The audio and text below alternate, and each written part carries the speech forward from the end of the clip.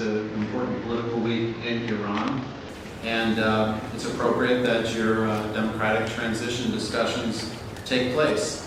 Your topics today of building civil society, of fighting terrorism instead of supporting it, and of building a constitution that protects the rights and freedoms of everyone are extraordinarily important. We were just looking at the national anthems on the computer earlier this morning, so I can report the U.S. anthem came from a proud Persian-American website. I think we have people in this room that all love the United States and that love Iran and that love freedom. So with that ingredient, we can really press forward and get a lot done. So this first panel about equal protection will be run by Anna, and I'll turn that over to our National Iranian Congress friends. Good morning, everybody, and thank you very much for attending this conference today. I would like to invite our first panel, the panel of Equal Protection and Freedom of Religion, to come up here. Please, Pastor Saeed Abedini, Pastor Rasul Haydari, Rabbi Abahai Rahimi, and Mr. Max Mosen, Mr. Mushtaba Ahman, to come up here.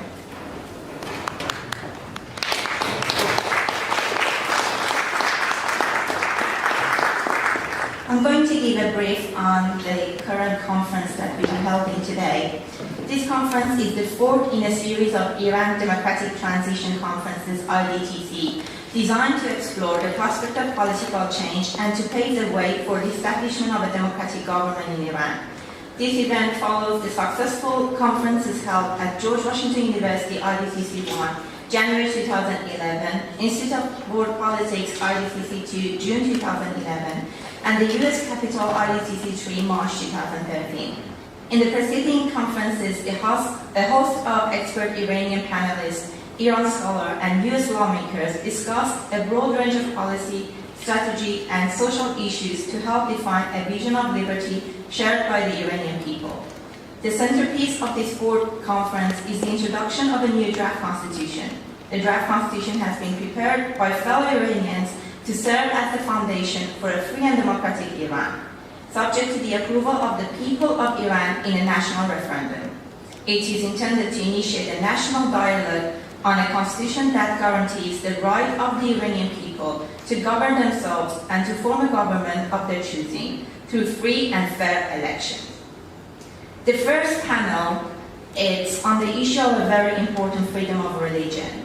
We have here a selection of pastors and rabbis basically discussing whether the new constitution should have a national religion established for Iran, or it should leave the freedom of religion for it to be decided by people. The conference is going to be conducted in Farsi, and we do apologize in advance from our English-speaking guests.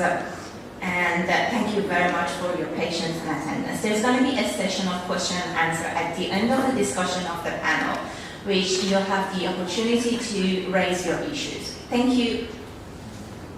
I'm just going to introduce our first guest, Mr. Pastor Rasul Haydari. با درود خدمت همه عزیزانی که اینجا تشریف دارن و خوشحال هستم که توانستیم بعد از مدتی تمام آزادی خواهانی که از کشور ایران آمدیم و به هدف اینکه بتوانیم روزی کشورمون رو آزاد ببینیم، نه فقط برای گروه خاصی، نه فقط برای یک رویای حزب و سازمان خاصی، بلکه برای تمام باورمندان، بلکه برای تمام اندیشه‌های سیاسی که می‌تواند نسبت به آن گرایش فکری که دارند در کشور ایران آزاد نیز در کنار هم باشیم. من که رسول حیدری هستم، کلیسای خودم رو، کلیسای مسیح رو نمایندگی می‌کنم، چرا که همه ما این باور رو داریم در کشور آزاد می‌توانیم نسبت به باورهامون زندگی خوبی داشته باشیم. اما در کنار این نیز تمام باورمندان دیگه‌ای که در ایران تحت جفا هستند رو نمایندگی خواهم کرد، چه مسیحی، چه مسلمان، چه یهودی، چه بهایی، حتی شیطان پرستان. چرا دیدگاه ما این هست که بتونیم در این اتحاد در کنار هم باشیم برای ایرانی آزاد. همه ما خوب می‌دانیم که در طول این 38 سالی که نظام دولت جمهوری اسلامی مستقر بوده، نه تنها به دیگر باورمندان همچون مسیحیان جفا رسیده، بلکه به مسلمانانی که نوع باورشون نسبت به شرایط زندگیشون متفاوت با ایدئولوژی جمهوری اسلامی بوده آسیب رسونده. اما در طول این 38 سال بیش از 10 کشیش پروتستان اعدام شده، ترور شده و بیش از صدها مسیحی در زندان بودند. بیش از هزاران مسیحی آواره جهان شدند و جای فقط تنها ثمره خوبی که ما میتونیم از این نظام داشته باشیم این هست که توانسته این آگاهی و این بینش نوینی که از انجیل مسیح نسبت به که خدا محبت هست رو به ایرانی ها برسونه و شاهد بر این هستیم که در تمام جهان، یعنی تمام کشورهای اروپایی و حتی خود آمریکا، هیچ شهری نیست که ما کلیسای فارسی زبان نداشته باشیم. علتش این است که ایرانی ها حقیقتاً به خدای محبت ایمان دارن، خدایی که ما رو تشویق میکنه به عشق و باوری که بتونیم در کنار هم و برای دیگر باورمندان نیز این امکانات و این شرایط رو داشته باشیم.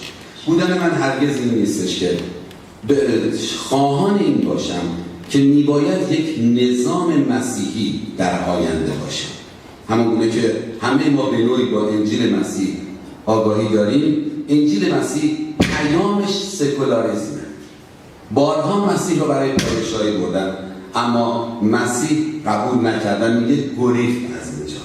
پس فکر ما این نیستش که بخوایم نظام مسیحی داشته باشیم اما در چهارچوبی که تمام باورمندان آزاد باشن نیز در این مسیر قدم برمی‌داریم.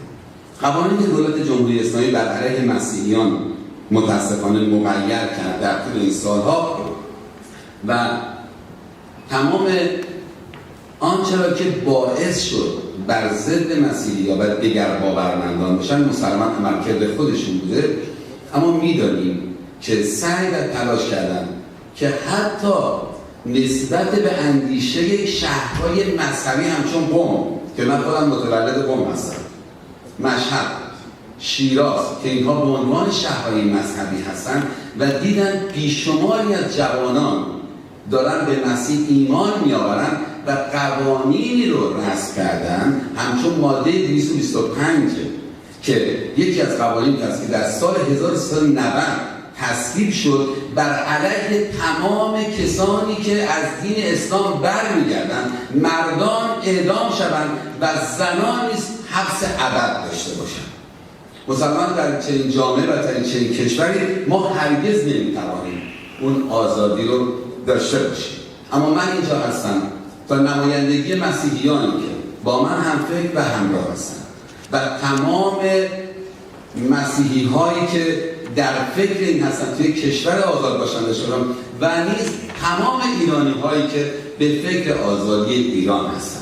پس اتحاد وجود من در اصل اتحاد با تمام ایرانیان هستش و خواهشم از گروه پنل و همچنین از عزیزانی که اینجا هستن و همچنین از مبارزینی که در کنار مخالفت با دولت جمهوری اسلامی هستن این هست که بتونیم این اتحاد رو داشته باشیم، به هیچ وجه به باورهای خودمون نسبت به مذهبمون نگاه نکنیم، به هیچ وجه به روش و موقعیت سیاست آینده نگاه نکنیم، بلکه اجازه بدیم همونگونه که آقای فخرآور نیز قانون اساسی پیشنهادی رو اعلام کردن تحت پوشش این چتر برای آینده ایران که هرگز هیچ مذهبی حاکم نباشه، هیچ ایدئولوژی نباشه، حتی ایدئولوژی کمونیستی نباشه، همه بتونیم در کنار هم این آزادی و این آرامش رو داشته باشیم. تصورم بر این است که در طول این سالها که ایرانی ها آواره جهان بودن و پناهنده شدن دیدیم که چگونه توانستن تأثیر بذارن در کشورهای دیگه نسبت موقعیت‌ها و رشدی که داشتن. پس من این اتحاد رو میخوام که همه ما داشته باشیم برای سرنگونی رژیم و بیشتر از این هم فرصت نباید. بعضی از عزیزان شاید برای این باور هستن که باز اصلاحاتی میتونه انجام بشه، اما تا به امروز ثمره نظام دولت جمهوری اسلامی یک آگاهی بوده برای مردم ما، اما از این به بعد دیگه آگاهی نخواهد بود. از این به بعد متاسفانه گرسنگی خواهد بود، به طور خاص در جمع جوانان ما، و از این به بعد نیز میتونه دستاوردی برای دولت جمهوری اسلامی باشه نسبت به اون ایدئولوژی که داره که قصد داره با کشورهای دیگه متحد بشه، کشورهای اسلامی، و نیز جنگی رو بر علیه کشورهای آزاد شروع کنه. و می‌بینیم که اگر امروز در سوریه ایرانی‌هایی هستن بر علیه مردم سوریه می‌جنگن به خاطر پولی که دارن می‌گیرن، پس وضعیت اقتصادی ایران اونقدر خراب شده که ما شاهد بر این هستیم که چه بسا در آینده هموطنان ما که از نظر وضعیت مالی در فشار خواهند بود نیز به دام طلاهای جمهوری اسلامی قرار بگیرن، و نه تنها فقط مردم ما 80 میلیون مردم ما در خطر باشن، بلکه متاسفانه جهان نیز به توسط جمهوری اسلامی به خطری بدتر از این نیز گرفتار بشه. با تشکر از شما عزیزانی که لطف کردید به عرض من گوش کردید.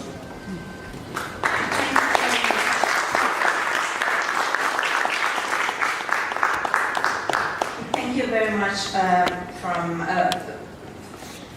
from Pastor Rasul Haidari, and we invite Rabbi Avichai Rahimi to say his remarks.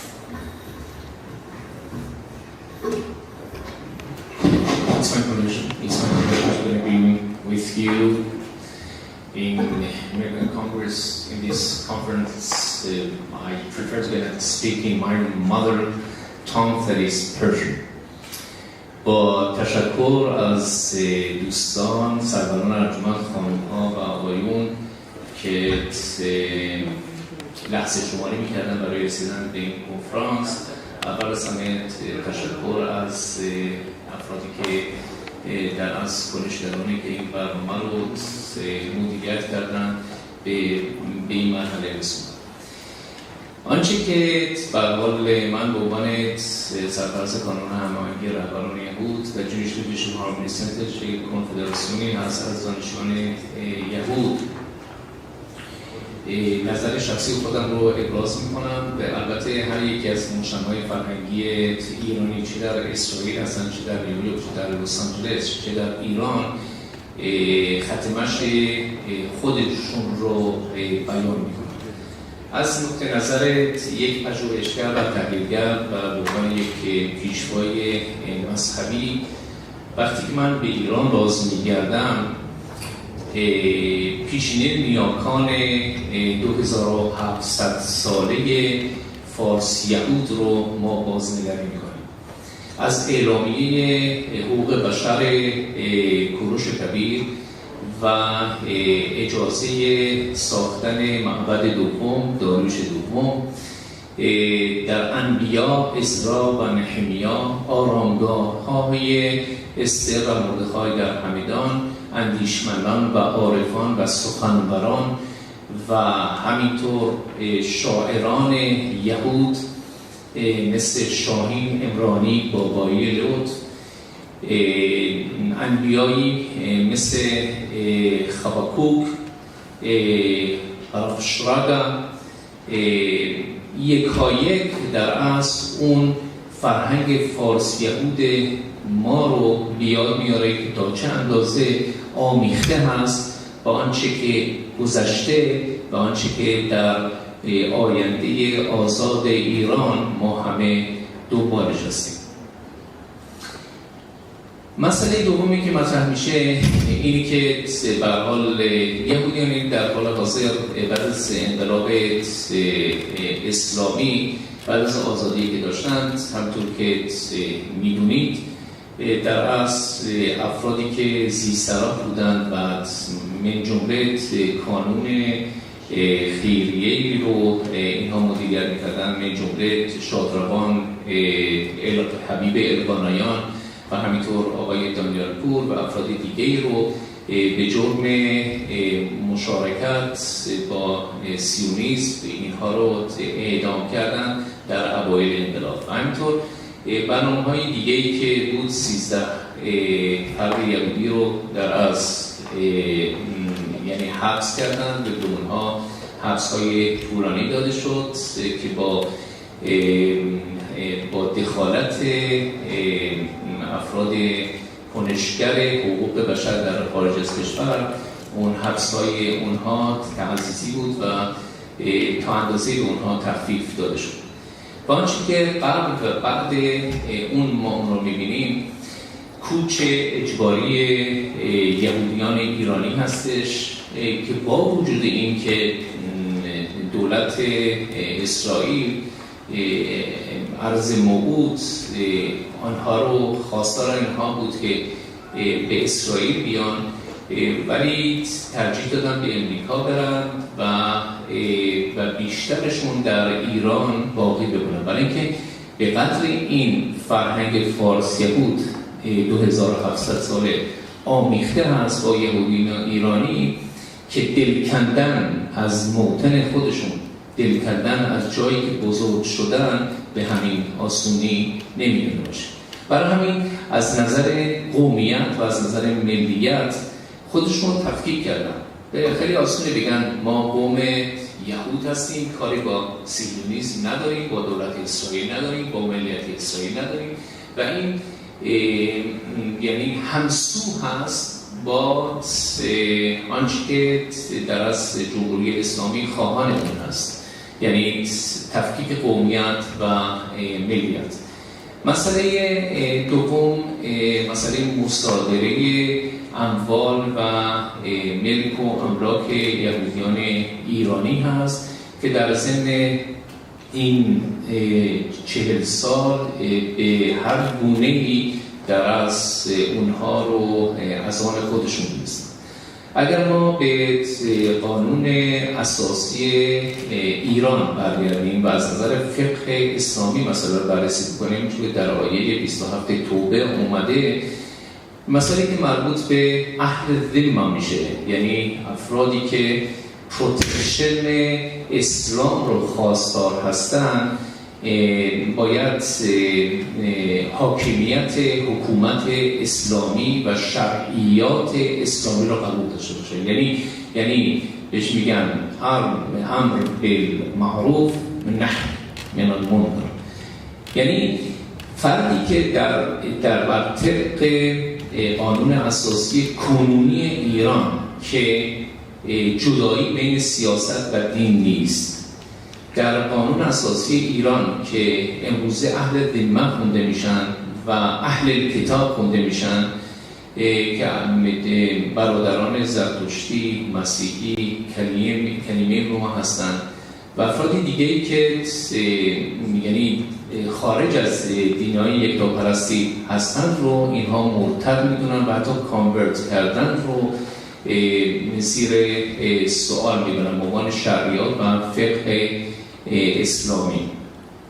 آنچه که از نقطه نظر آینده ایران مهمه برابری و برادریه، نه فقط گفتگوی ادیان به عنوان یک ایدئولوژی که بتونن افراد با هم دیگه بحث و گفتگوی داشته باشن و از نظر دیپلماسی فرهنگی برای اینکه اروپاییان و آمریکاییان رو به یک گونه‌ای اینها خوشنود بکنن میتونه بهترین راه باشه، بلکه جدا اون برادری و برابری و نیاز اینی که همدیگر رو درک بکنیم و نخبگان و افرادی که در صدر جامعه میتونن قرار بگیرن برای پیشرفت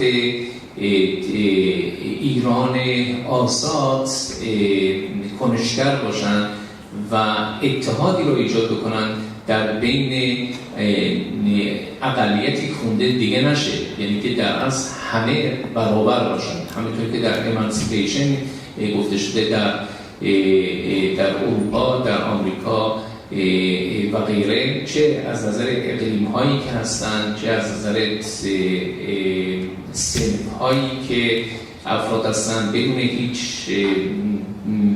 بدون اینکه نابرابری باشه بین زنان و مردان از نظر جنسیت، بین افرادی که مذهبی رو اختیار میکنن و آزادی رو داشته باشن که بتونن امیال خودشون و آنچه که آینده بهتر و بهبود رفاه اجتماعی یهود ایران و ایرانیان هست رو بتونن به پیش ببرن.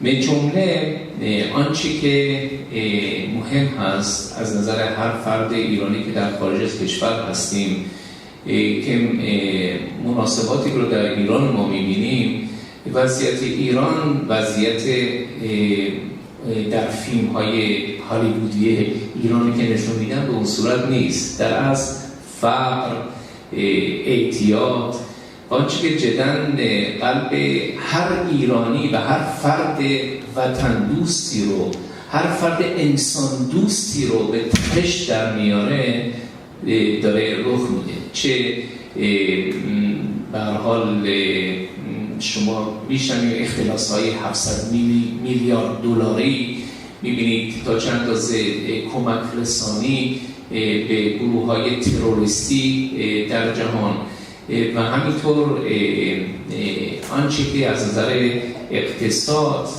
آنچه که از نظر تحریم‌های اقتصادی بر ضد علیه ایران به انجام رسیده از 1979 با گروگانگیری آمریکایی‌ها برای 444 روز تا به امروز این یکایک سانکشنز ها تعزیزتر شده و بالاتر رفته تا اندازه‌ای که ضربه‌ای زده مهلکی نه فقط به افرادی که دولت مردان هستن از نظر راهکردشون، عملکردشون، بلکه به میتونند بیان اروپا و آمریکا رو متهم بکنن و هر آنچه که ما در ایران میگذره بر ما در اصل به خاطر تحریم‌های اقتصادی است.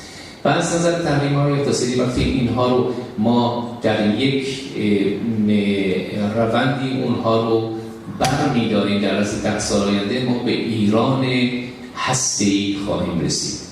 ما نه فقط که قدرتمندتر خواهند شد در لبنان با پشتیبانی از حماس و همینطور در عراق و افغانستان و در سوریه که جانبازان به هر حال فرزندان ایران، فرزندان انقلاب، هیچ مادری حاضر نمیشه فرزند خودش رو قربانی یک ایدئولوژی پاناسلامیسم بکنه، بلکه هر فردی، هر مادری حاضر نیست با کشته شدن فرزند خودش نقل و نبات پخش بکنن، بلکه هر مادر ایرانی میخواد رفاه اجتماعی رو ببینه، بچه‌های خودش رو به جا برسونه، به درجات عالی تحصیلات عالی برسونه، جزو نخبگان باشن و بتونن ایران آزاد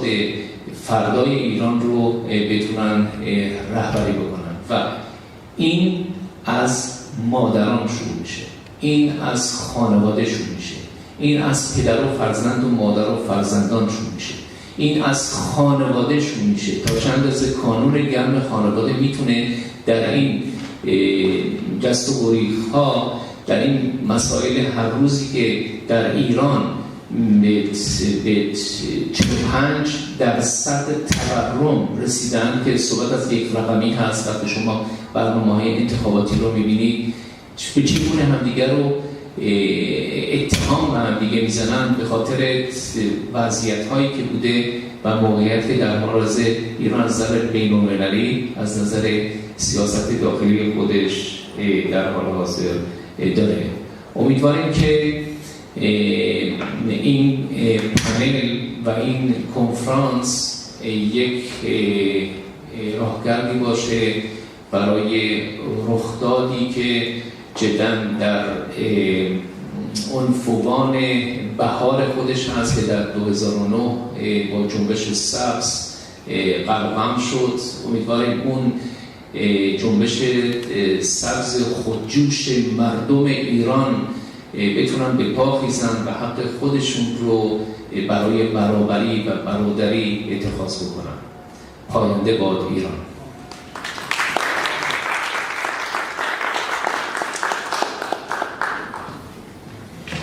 We thank you very much, Rabbi Abahai Rahimi, and would like to invite Pastor Saeed Abedini to take. Thank you for your invitation. And first of all, I need to thank everyone who fought for me when I was in prison in Iran. I met some people here. We shake hands and I thank them personally. But I know so many people here, they just prayed for me, like Rasul, or they fought for me when I was in prison. So you don't know how much all you did is valuable to me.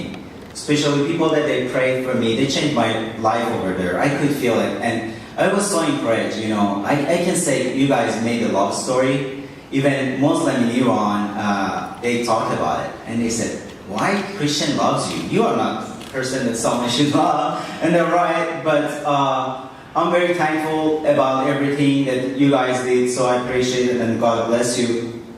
But I'm here, I think I'm the freshest voice here from Iran and from the prison of Iran. If I'm wrong, please correct me here. But I'm here to say a word, actually 2 words, from people of Iran, from the people that I met in prison of Evin and in prison of Rajai Shah in Iran for 3.5 years when I was kept as a hostage there. And these 2 words is, we are tired and we need help. So many of my friends has been killed in prison. So many of them. Still every Wednesday. Today is Wednesday, right?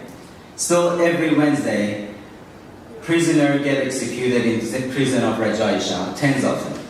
In the midnight, 3 in the morning, they woke up all the prisoners. We could hear all the dogs barkings and soldiers.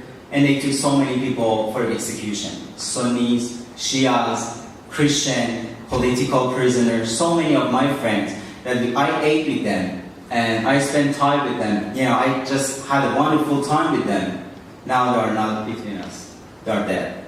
Because they really didn't have any voice. So I'm here to be a voice for the people that they don't really... What they really want. They really want change. They really need help. And honestly, this is what they think. The world is not hearing them. People, they talk, but we all know talk is so cheap. But they need action. They need something to be changed. So this is the worst part of the story, that under the dictatorship of Iran government, under spirit of fear, so many people has been bound down and so tired and be tortured every day. One of my friends, Nasim Naqash Dargaran, she's still in prison of Evin for 3.5 years. She got 4 years for assisting me. But no one really knows why she's in prison. She was assisting me, and she's in prison for 4 years, but no one really knows, and no one really fight for it. So this is the hardest part of the story, but I'm so excited and I'm so happy that Mr. President Donald Trump got elected. And so I can see so many political, leaders in Iran, and especially people in the country of Iran, they are so excited that maybe some wrong process that has been continued under administration of President Obama be changed.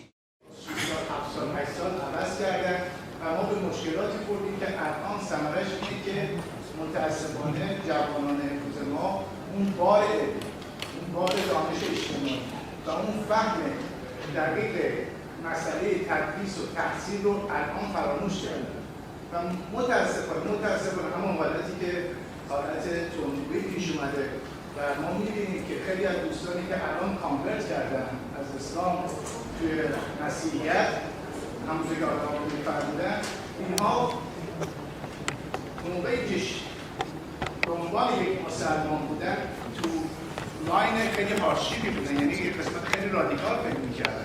ما اگر مودریت کنیم، همه چی رو بیاریم توی یه حالت وسط نگاه کنیم، متوجه میشیم که در هر جهت، چه در دین اسلام، چه مسیحیت، چه زرتشتی، چه هر دین دیگه، بهاییت یا هر چیز دیگه، موقعی که به طرف رادیکالش بریم 100% نتیجه معکوسی خواهد.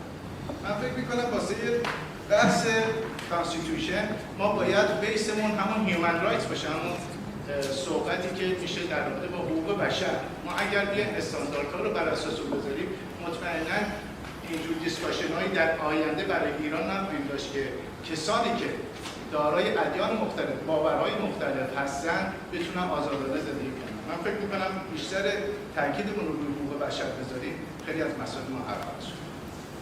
خیلی ممنون از نظر شما. پاسدار آقای دینی یا روایانی نظری دارید اضافه بکنید به صحبت؟ من نمیدونم به فارسی جواب بدم یا به انگلیسی، نمیدونم چقدر ما شنونده فارسی داریم یا انگلیسی. فارسی بهتره.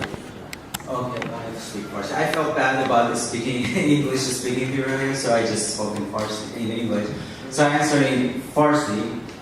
من کاملا مخالف هستم با نظر شما به عنوان کسی که توی دبستان راهنمایی دبیرستان و دانشگاه ایران تحصیل کردم، بزرگ شدم و پدر من کارمند آموزش پرورش و من توی محله بزرگ شدم توی ایران که همسایه دیوار ما خانم فاطمه آریاست، نماینده مجلس تهران مشاور احمدی نژاد.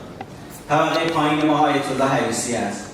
دکتر نوبخت، در واقع من با بچه‌های اونا بزرگ شدم. توی منطقه‌ای از تهران به اسم شهرک نور من بزرگ شدم که همه نماینده‌های مجلس هستن. خیلی منطقه با کلاس و به قول معروف با فرهنگه.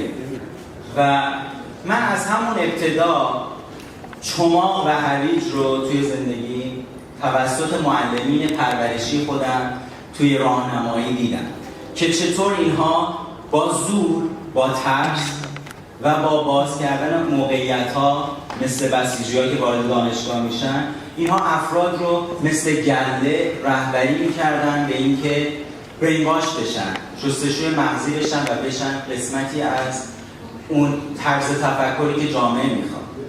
12 سال پیش من ایران رو ترک کردم و وقتی من ایران رو ترک کردم خیلی نسبت به آینده کشورمون امیدوار بودم. من جزء ستاد آقای خاتمی بودم و همینطور آقای کرباسچی و دایی من از نزدیکای آیت الله رفسنجانی است و من با این افراد بزرگ شدم و خب مادر من گفتم سید هست و به هر حال خانم جلسه‌ای و کاملا با این فرهنگ آشنا، چه با فرهنگ زمان پدرم که در واقع گارد جاویدان بود و رضا پهلوی رو از بچگیاش دوچرخ سواری میکرد یادش هست، چه از مادرم که ما تمام دوستای خانوادگیمون نماینده‌های مجلس از این نسل خردسال حفاظت کنیم. اگر ما به اونها خوراک سالم، تغذیه روحانی، روانی و جسمانی سالم ندیم، مطمئنا اونها افرادی خواهند شد مثل احمدی نژاد، افرادی خواهند شد مثل حریسی و افرادی خواهند شد مثل خامنه‌ای، به خاطر اینکه معلمانشون و افرادی که اون الان قدرت دارن در اون مدارس اینها هستن و اینها رو دارن با خرافه و با ترس شخصیتشون شکل میدن. پس من کاملا با اینم در حال حاضر در ایران داره رخ میده در من جمله آنچه که از نظر سیستم عقیدتی چه دوست عزیزم گفتن از شستشوی اذهان عمومی و از طرف دیگه شبکه‌های اجتماعی رو اگر شما دنبال بکنید، از فیسبوک گرفته، توییتر گرفته، تلگرام گرفته، و آنچه که افراد حرف حساب خودشون رو دارن میزنند. حتی من دنبال میکردم به انتخابات و روزهای جمعه که کاندیداهای یکایی خودشون رو دارن مطرح میکنن، شما میبینید در کنارش هر فردی میاد و یک کامنتی میده و جالب بر اینه که اگر این کامنت ها برای خردگرایی باشه، اگر این کامنت ها برای یک چیز سازنده باشه و یک سازماندهی داشته باشه، همینطور که در مصر ما دیدیم در بهار آزادی که بهار عربی اسمش رو به پاییز رسید، همینطور که در تونس ما این رو دیدیم، همینطور که در یمن این رو دیدیم که البته به کئوس رسیده این مسائل، ولی جالب اینجاست که اون کشورهایی که مثل مصر، ایران و ترکیه و اسرائیل و اردن و غیره، اینها تونستن به یک صورتی از وضعیتی که 2008 بحران اقتصادی که رو در تمام دنیا تحت از نظر جهان شمولی اقتصاد دنیا رو تحت تاثیر قرار داد، اینا به یک صورتی بیرون بیان و اون طغیانی که در بین افرادی که با وجود اینکه از نظر تزریق ذهنی از طریق سیستم آموزش و پرورششون شستشوی مغزی گذروندن برعکسش رو ایجاد کرد. همینطور آقا بدونی گفتن و دوست عزیزم اینی که هر چقدر که شما به طرف ملیگرایی برید، به طرف میتونید به آسونی به فاشیسم برسید. از طرف دیگه هر چقدر به روی افراطگرایی و فاندامنتالیسم برید و رادیکالیسم برید، اونم مخصوصا رادیکالیسم اسلامی و میتونه به فاشیسم دینی بیانجامه. برای همین تفکیک قوا اینجا مطرحه، یعنی دین از سیاست. هر فردی ایمان خودش رو داره، پستور خودش رو داره، پستورال کانسلینگ خودش رو داره. آنچه که من می‌کنم به عنوان یک پژوهشگر اینه که تقیه هنوز در ایران و پریتندینگ در ایران هنوز ادامه داره. یعنی به طور دیگه‌ای بچه‌ها رو بزرگ می‌کنن در مدرسه و در خانواده میگن این حرفو بزن، اون حرفو نزن، این کارو بکن، اون کارو نکن. برای همین این تقیه که در اصل در اسلام هست به یک گونه‌ای اینها رو تفهیم کردن و میدونن به چه گونه عمل بکنن اون بچه‌ها. وقتی که از جامعه یهودی از جامعه ایرانی خارج میشن، شما ببینید 44% از ناسا ایرانی هستن. بیش از 15 تا 20% تکنسین-های ایرانی و دکترها ایرانی هستن. یعنی فرار مغزهای 150,000 نفری این هم میتونه لطمه‌ای برسونه به اقتصاد و آینده ایران. امیدواریم که یکایک افرادی که نخبگانی که در سراسر کشورهای اروپایی و آمریکایی به نحو احسنت اومدن عمل کردن، روزی برگردن به ایران و همینطور که شاعر میگه دوباره میسازمت وطن. خیلی ممنون.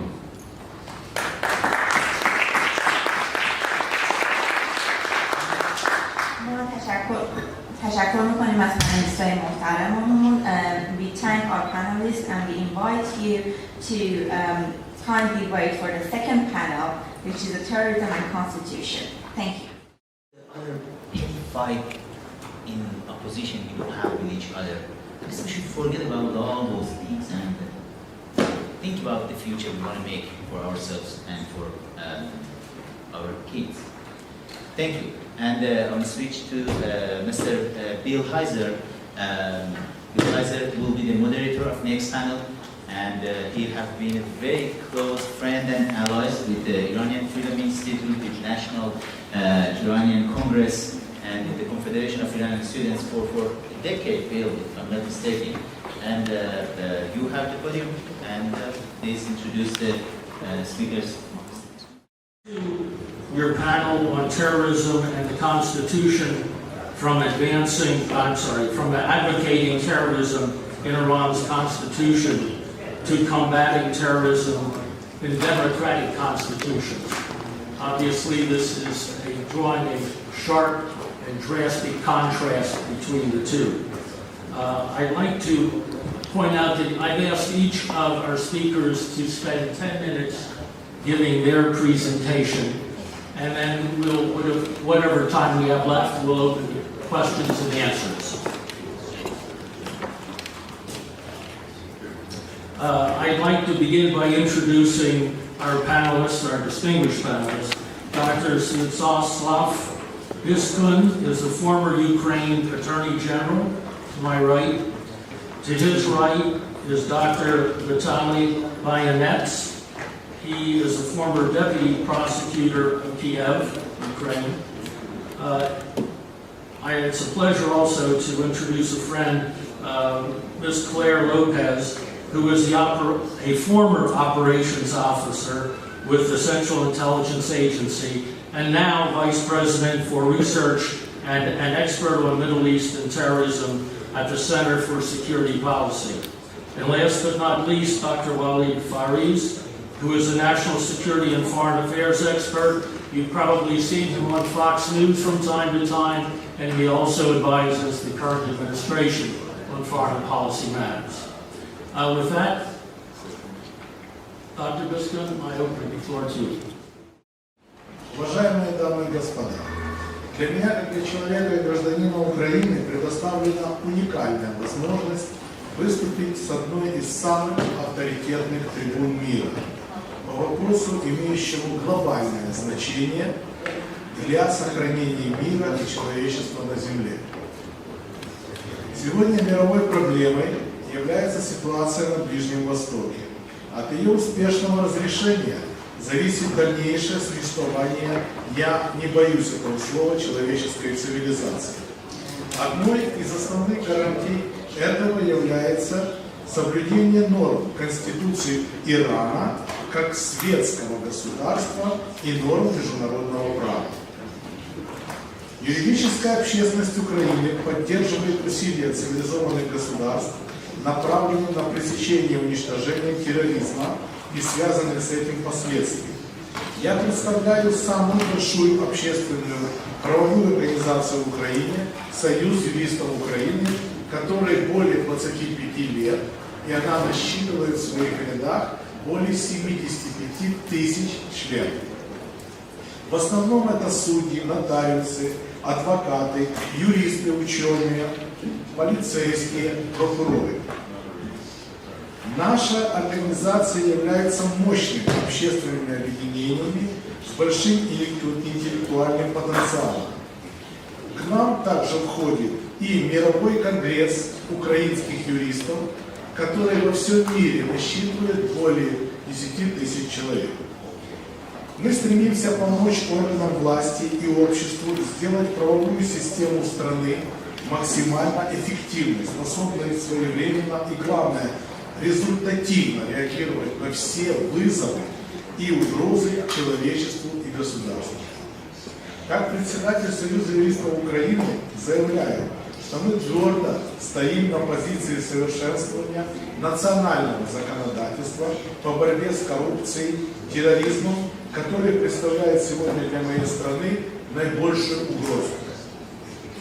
На протяжении последних лет у нас длится антитеррористическая операция на востоке страны.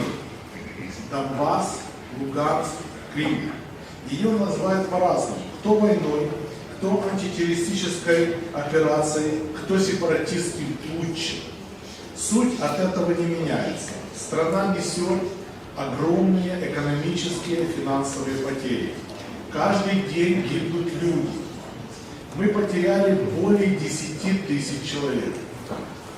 Самое страшное, что ясного и открытого пути урегулирования этого конфликта до сих пор не найдено. Мы излагали позицию Союза юристов Украины относительно мирного урегулирования этого конфликта, более широкого привлечения к Минскому процессу представителей общественных организаций. Считаем, что этот вопрос должен оставаться на повестке дня Организации Объединенных Наций, Европейского Союза, Соединенных Штатов Америки, лидеров стран нормандского формата. Украина является неотъемлемой частью мирового сообщества. Как террористические акты в США 11 сентября 2001 года кардинально изменили характер угроз международной безопасности. Они продемонстрировали возможность поражения большого количества людей и объектов без применения традиционного оружия. Сегодня террористы используют все: угнанные самолеты, компьютерные сети, банковские или почтовые системы, средства массовой информации. Но многое из этого, что не подходит под определение оружия в общепринятом значении. Наряду с этим не снижается теоретическая ядерная угроза. На сегодняшний день не существует надежных и полных данных о нелегальном перемещении ядерных и радиоактивных материалов, химического, бактериологического оружия. Некоторые государства, пренебрегая нормами международного права, намеренно наращивают свой ядерный потенциал, увеличивая угрозу мировой безопасности. Уважаемые дамы и господа, обращаю ваше внимание на то, что единственная в мире страна, Украина, добровольно отказалась от третьего в мире ядерного потенциала ради спокойствия и безопасности всех людей на Земле. Украина последовательно и добросовестно выполняет свои международные обязательства по нераспространению ядерного оружия. Но, к сожалению, не сработали международные нормы и гарантии нашей безопасности, задекларированные в Будапештском меморандуме. Как результат, Украина 20 лет после этого оказалась один на один с противостояниями с мощной ядерной державой России. Вирус насилия поражает как высокоразвитые страны, так и периферию цивилизованного мира. Силовое поле терроризма охватило практически все континенты. Больше всего мировое сообщество и политическую элиту тревожат предпосылки возникновения террора глобального уровня. Каждый террористический акт имеет под собой политическую или финансово-коммерческую основу. Так подрывается вера населения в способность государства противостоять насилию и эффективно выполнять свои функции. Украина, к сожалению, не стала исключением из этого перечня. В условиях обострения экономических и социальных отношений возможно выделить факторы, которые могут способствовать развитию терроризма внутри страны. Среди них криминализация общества, коррупция, рост цен, безработица, порожденная этим бедность большей части населения. В Украине, как и в большинстве стран постсоветского пространства, прошел процесс переформатирования бюрократической системы государства. Он сопровождался нарушением принципов социальной справедливости и нивелированием моральных ценностей, ростом организованной преступности, снижением роли государственных институций, а в большинстве случаев даже остановкой веры в Бога, потому что появились течения, которые отрицали веру. Территорию Украины составляют земли, которые ранее были в составе разных по уровню развития стран. Это наложило свой оттенок на культуру нашего населения.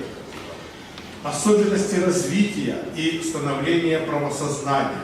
Именно поэтому при формировании государственной политики необходимо учитывать историческую нагрузку каждого конкретного региона страны.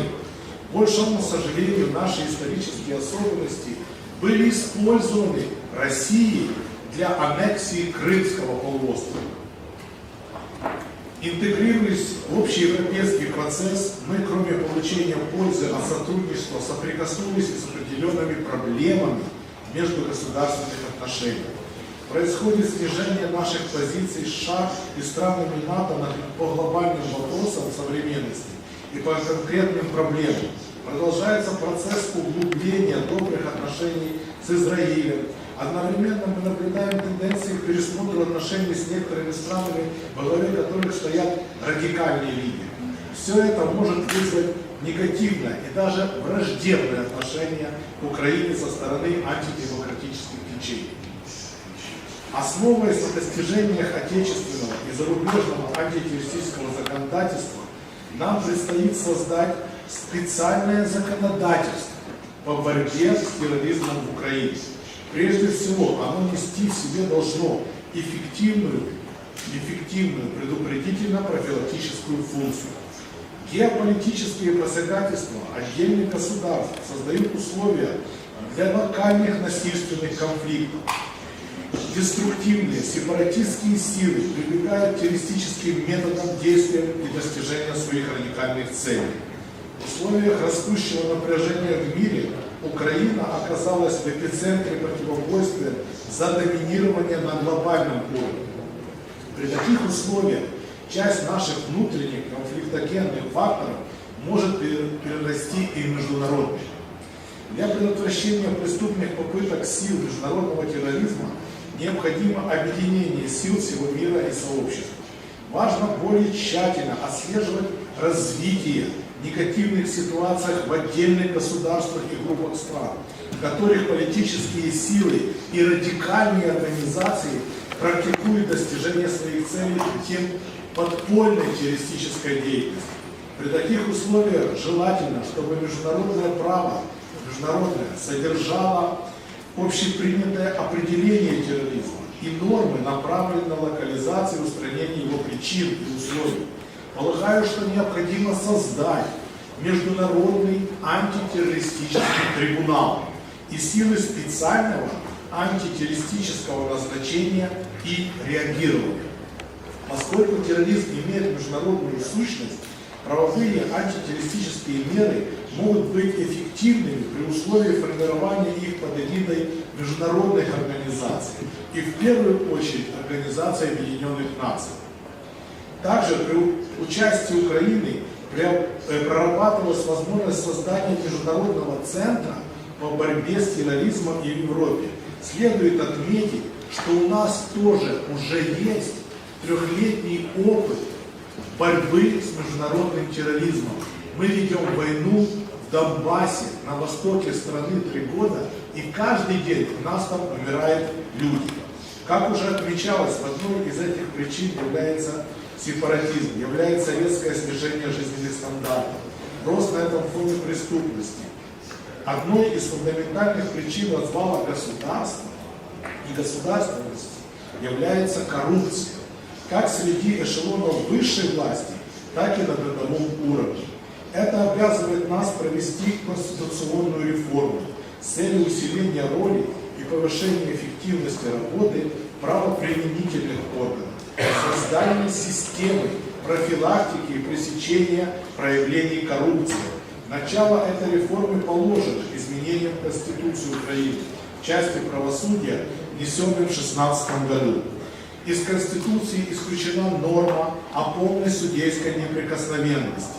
Согласие на задержание судьи дает Высший совет правосудия, а не парламент, как это было раньше. Судьи будут назначаться на открытых конкурсах под контролем общественности. Вводится также механизм постоянного мониторинга образа жизни судей и прокуроров, их достатка и расходов. Основанием для освобождения государственных служащих от должности теперь является только сам факт отказа от подачи декларации о своих доходах и расходах. Для рассмотрения коррупционных дел в системе правосудия предусмотрено создание Высшего антикоррупционного суда. Союз юристов Украины поддержал эту законодательную инициативу. На этом подчеркиваю только первые шаги. У нас впереди нелегкий и тернистый путь. Дамы и господа, пользуясь случаем, хочу поблагодарить американский народ и его представителей, уважаемых конгрессменов, а также правительство Соединенных Штатов Америки за огромную поддержку, которую они выказывают в такое трудное время для моей страны, для Украины. От имени Союза юристов и от себя лично благодарю также организаторов форума за возможность донести до мировой общественности точку зрения украинских юристов по важнейшим проблемам современности. Благодарю за внимание. Пусть Господь помогает всем нам.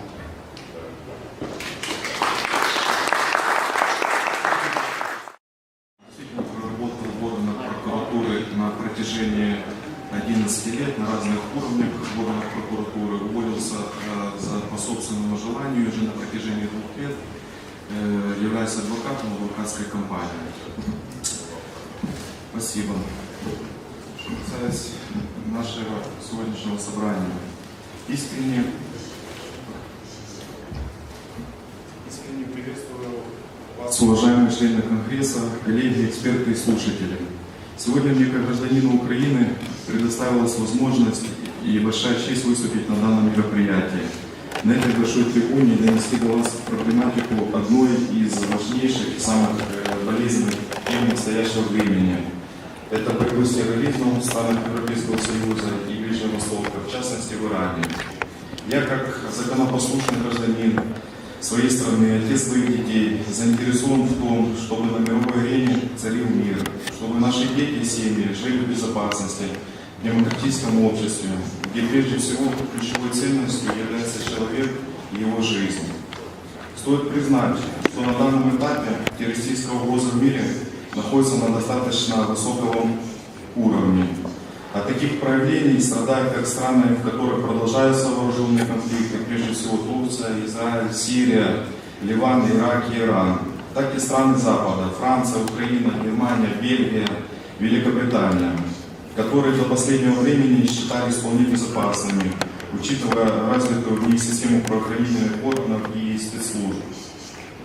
Противодействовать этой угрозе становится все труднее, ведь международный терроризм – это явление, которое не имеет географических границ и представляет опасность не только отдельных стран, но и ставит под сомнение устойчивость всего международного правопорядка. Вступая в диалог относительно демократического превращения Ирана в конституционную страну с мирным и свободным населением, права которого закреплены в основном законе, я отмечу, насколько важен аспект международной помощи и партнерства в русле борьбы с террористическими организациями и группировками, которые подрывают национальную самобытность народа и государства. Равнодушие к террористическим проявлениям на международной арене, по моему мнению, недопустимо, поскольку любой вооруженный конфликт или террористический акт может перерасти в более угрожающую для всех форму войну. Именно поэтому партнерская помощь ради восстановления мира, конституционализма и обеспечения демократических прав людей должна нести обязательный характер. Ставшие достоянием общественности факты позволяют согласиться с устоявшим мнением, что Исламская Республика Иран является своеобразным спонсором и центром терроризма. Благодаря развитию средств коммуникации и транспорта наш современный мир стал гораздо меньше, чем даже 10 лет назад. Живя в Европе, в Украине, жители стран Азии и Ближнего Востока уже воспринимаешь как своего соседа по улице. Очень важно иметь доброго соседа, ибо в Библии сказано: лучше сосед вблизи, чем брат вдали. Притча 27:10. Но когда современный Иран испытывает все новые методы войны и террора, а также финансирует различные террористические организации, даже наш маленький мир находится в опасности. Благодаря смелым журналистам из мировых СМИ уже не секрет причастность нынешнего Ирана к наиболее активным, жестоким и радикальным террористическим группам, как ИГИЛ, Хамас, Хазбалла, Аль-Каида, Курдская партия демократического единства, которые расстреливают мирных жителей, направляют на празднование свадьбы террористов-смертников, взрывают взрывными устройствами, уничтожают церкви, храмы, подрывают автостоянки, машины скорой помощи, расстреливают футбольных болельщиков и, что самое циничное, убивают детей. Не скрыто от международного сообщества и воли Российской Федерации в вопросе терроризма. Всем известно, что наш сосед поставляет оружие террористам, поддерживает их финансово, а также предоставляет своих военных и технику. Таким образом, применяя стратегию умножения конфликта, а не его урегулирования. Нужно согласиться с теми экспертами, которые заявляют, что Россия наращивает конфликтную динамику на Ближнем Востоке, стремясь затянуть военные действия максимальное количество стран, столкнуть региональных игроков и обеспечить длительный вооруженный конфликт, что в совокупности позволит обеспечить рост цен на энергоносители. Один из главных аспектов в этом процессе, конечно, является Иран. Дальнейшая судьба этой страны зависит в частности от итогов президентских выборов, которые пройдут в мае сего года. Сейчас Исламскую Республику Иран Запад воспринимает как непредсказуемое агрессивное государство, духовные лидеры и политики которой мобилизуют общество путем поиска мнимых внешних угроз, собственноручно создавая поводы для вооруженных конфликтов. Поэтому я считаю, что приход к власти подавляющего большинства реформаторов поможет Ирану заложить правовые основы конституционализма и мирового сообщества. Кроме этого, чтобы установить государственность Ирана, а также предотвратить совершение новых террористических атак или угроз, по моему мнению, главными стратегическими условиями борьбы с терроризмом должны быть: первое — высокое доверие граждан к специализированным правоохранительным органам, а также постоянное их сотрудничество с общественностью. Второе. Предупреждение, блокировка терроризма на начальной стадии и недопущение его становления и развития структур. Мощная профилактическая деятельность. Третье. Тесное сотрудничество с ключевыми мировыми организациями, такими как НАТО, ООН, Европол, которые смогут обеспечить военную помощь и наладить отношения между всеми участниками конфликта. Четвертое. Недопущение идеологического оправдания террора под знаменами защиты прав нации, защиты веры. Пятое. Предоставление всего управления антитеррористической деятельностью наиболее надежным специализированным службам при их полной независимости и расширенных полномочиях. Шестое. Усиление финансирования специализированных органов по борьбе с терроризмом. Седьмое. Использование договора с террористами только спецслужбами и только для перекрытия подготовки акций по их полному уничтожению. Восьмое. Никаких уступок террористам, ни одного безнаказанного теракта, поскольку практика показывает, что любой успех террористов провоцирует дальнейший рост террора и количество жертв. Девятое. Борьба с финансированием терроризма, контроль за использованием банковских счетов, крупных банков, нейтрализация путей поступления денег на банковские счета террористических группировок. Нужно признать, что чем активнее государство осуществляет борьбу с терроризмом, тем меньше шансов на успех имеют те же террористы. А следовательно, такая борьба должна носить опережающий, агрессивный, безжалостный характер. Примером именно таких методов противодействия терроризму может служить практика государства Израиля, которое противодействует террористическим проявлениям с начала своего существования, наработав эффективную многоуровневую систему борьбы с этим явлением. Реализация антитеррористических мероприятий, согласно законодательству Израиля, возложена на спецподразделения, которые защищены юридически, имеют соответствующие функции и компетенцию. Руководители государства и спецслужб считают, что дешевле платить агентуре, чем терять жизни безвинных людей, здания и другие материальные ценности. Основным преимуществом силовых структур Израиля считается широкое доверие к ним населения, высокий уровень профессиональной подготовки их сотрудников и разветвленная сеть информаторов. Кроме того, большинство израильских граждан всегда готовы к экстренным ситуациям, поскольку с детства их учат сотрудничать с полицией. Каждый знает, что должен делать, чтобы сохранить жизнь себе и окружающим. В Израиле безопасность граждан является национальной идеологией и национальным приоритетом. Более того, тактика борьбы с терроризмом также заключается в том, чтобы не вести никаких переговоров с террористами, не подписывать с ними никаких либо соглашений, повсюду их уничтожать или отправлять в тюрьмы, а также наносить мгновенного ответного удара. Замечу, что в этой стране в случае необходимости в момент совершения террористического акта имеет право террористы применять оружие как военные, полицейские, так и охранники частных структур. Таким образом, следует признать, что объединение усилий органов государственной власти и общества в борьбе с терроризмом, а также радикальные методы такого противостояния являются весьма эффективным элементом системы противодействия этому опасному явлению. Израильский опыт антитеррористической борьбы следует учесть большинству стран, которые сталкиваются с подобными проблемами, в том числе и в Украине.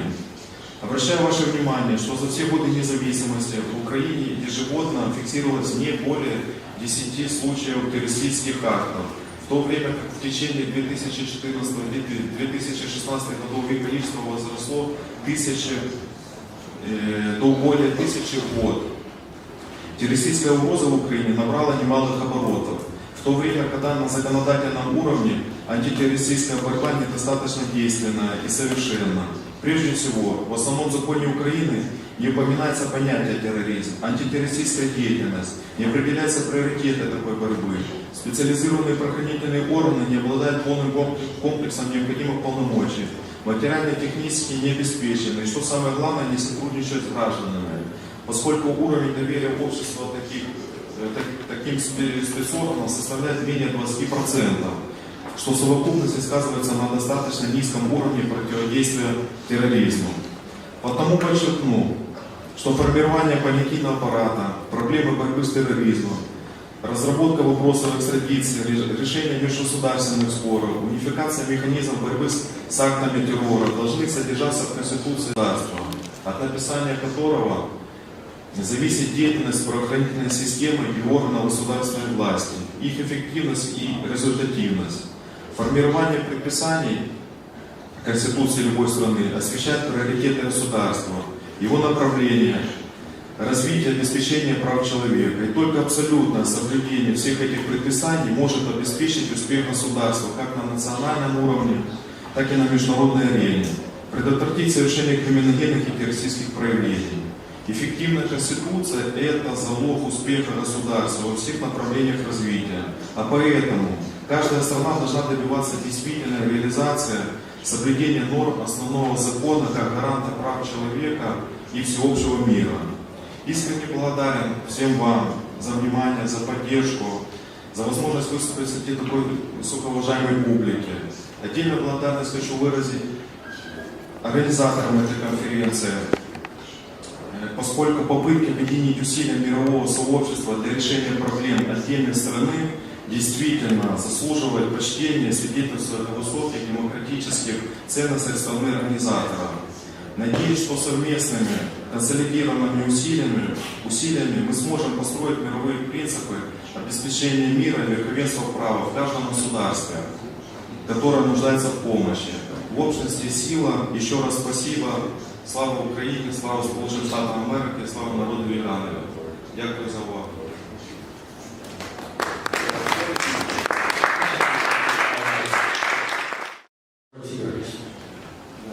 Thank you very much.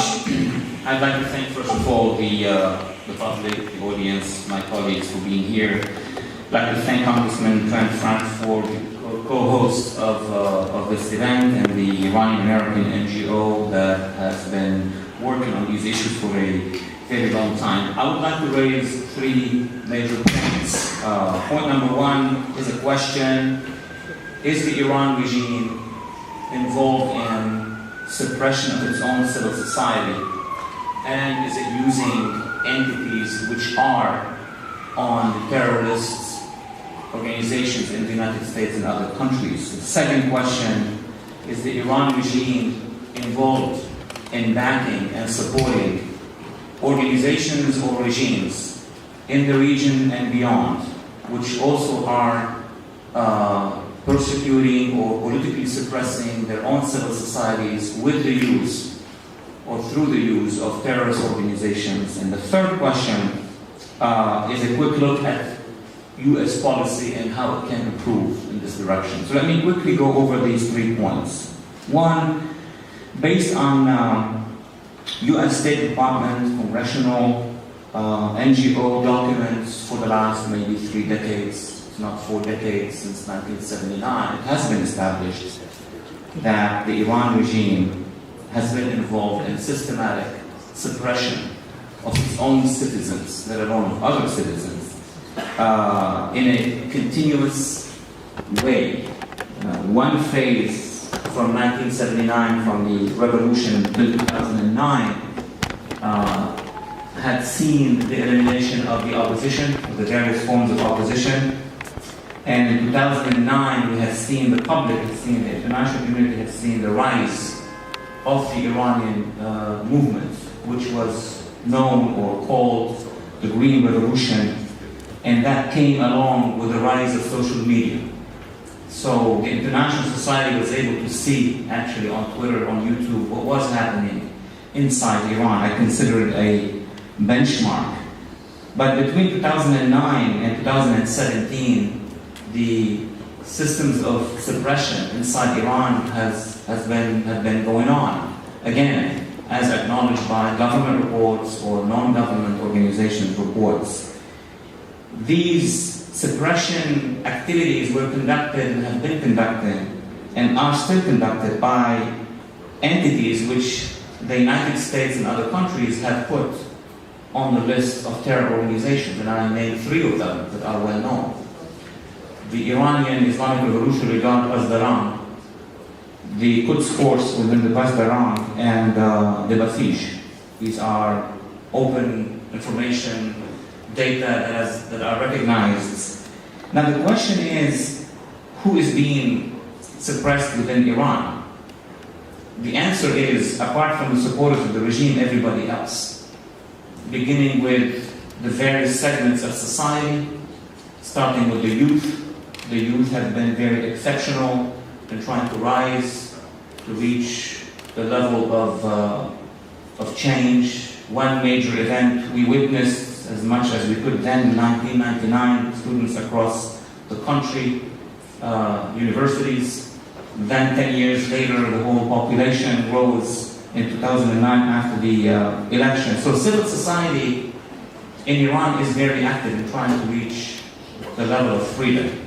But then in addition to mainstream civil society, ethnic minorities are suppressed in what we call the ethnic corridor belt inside Iran, to name a few. The Kurdish minority, the Arab minority in Ahwaz, the Baluch minority, and other minorities inside Iran.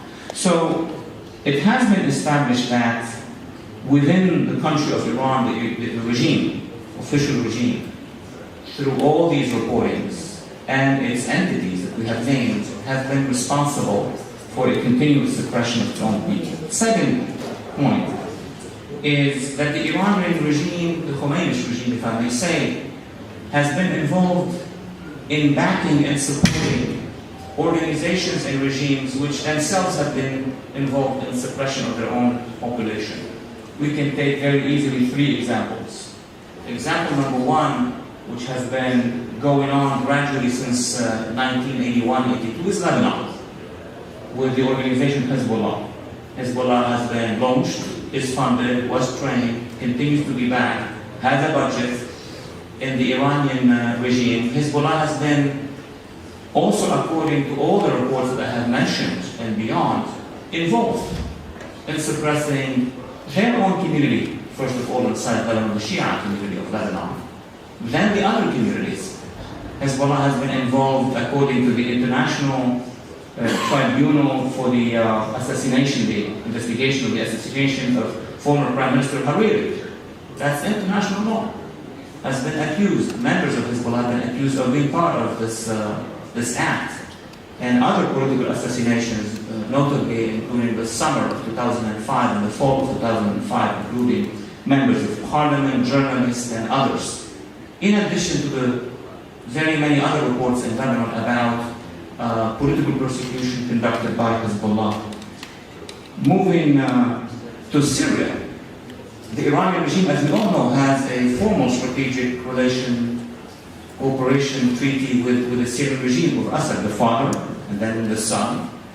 And it's all well known that that regime has been involved in suppression of its own people in over several decades. You had the first suppression of the 80s, which ended in the almost destruction of the city of Hama. And then the war, the civil war in Syria. But let me say one thing here, because many in Washington and in other capitals would say, but today's war, you also have the jihadists and the terrorists. The agencies or the regime in Venezuela, which, as we see it right now, has been pushing back and suppressing freedom, so on and so forth, and across Latin America. So, let me move to my third point on U.S. policy. U.S. policy towards Iran has multiple levels. The first level has been until about 4 years ago to counter the terrorist activities backed by the Iranian regime. And that has been bipartisan. We have pushed against that. But then came the Iran deal. And with the Iran deal, the priority has been over the past 3 to 4 years is to maintain the stability of that Iran deal, which gave the Iranian regime more opportunities to continue with the suppression and back the terrorists in the region. So what will the current administration do, it's a very early stage to be able to opine, is to reconsider the U.S. policy towards Iran. Not every aspect of it, but to reconsider the strategic direction of U.S. policy towards Iran. Are we dealing with a partner of the Iran deal, or are we dealing with a regime that is hostile to the United States and to our partners and allies in the region? from the testimonies of Secretary Tillerson and of many leaders in this administration, and of course many congressional leaders from both parties, Iran's behavior continued to be very aggressive towards the United States, towards our partners, and towards their own people. So the question is, what are our recommendations now for this administration and this Congress? Both should work together, at least when it comes to foreign policy, and specifically when it comes to the case of Iran. Recommendations would cover the following areas. Number one, the narrative with regard to Iran. Iran's leadership should be addressed directly and be made to understand that no progress can be made without a change of behavior. Do we believe a change of behavior is possible? I don't know. But at least the narrative in Washington must be vivid, clear, and addressed directly to the regime. Second, the United States and its allies need to actually take more proactive support with regard to its civil society, the civil society of Iran, its youth, its women, its NGOs, its representatives of diaspora worldwide, and actually back them in the limits and the limitations that we have. This is something that we have basically lacked in doing. Second, there is an aspect that many people in this room have been noticing. We need to revigorate and strengthen our broadcast into Iran. The Farsi broadcast into Iran, and I'll be happy that this should be discussed here and in other opportunities, because what Iranian youth, women, minorities, and others needs to hear from us, they need to hear it in the language, in Farsi. And we know we have a situation. We have a problem with the broadcast, not just the Farsi, even with the Arabic and other languages. I'm thinking of other areas in the world. And last, we need to form the largest possible alliance in the Middle East and internationally, so that we can explain it to the international community, including in Europe. I address many of our colleagues in Europe, and sometimes it is not very clear if the Iranian regime should be adopted or should be actually isolated until it changes behavior. So we need also to engage our partners in Europe. With this, I would like to end and thank you again and just mention one thing. I am not here representing the administration or any other government. I served last year as a foreign policy advisor of the campaign. Today I am speaking on my behalf. Thank you so much. Come. So I'll continue in English and thank Amir and the organizers of this Iran Democratic Transition Conference, and to all of you as well for taking the time to be here today to discuss these important topics. I would begin by saying that the Iranian regime since 1979 pursues jihad, an agenda of jihad, because that's who they are. The Iranian regime functions according to its nature and what it is. Now, all of this has been available openly for national security leadership to know and to understand for many, many decades.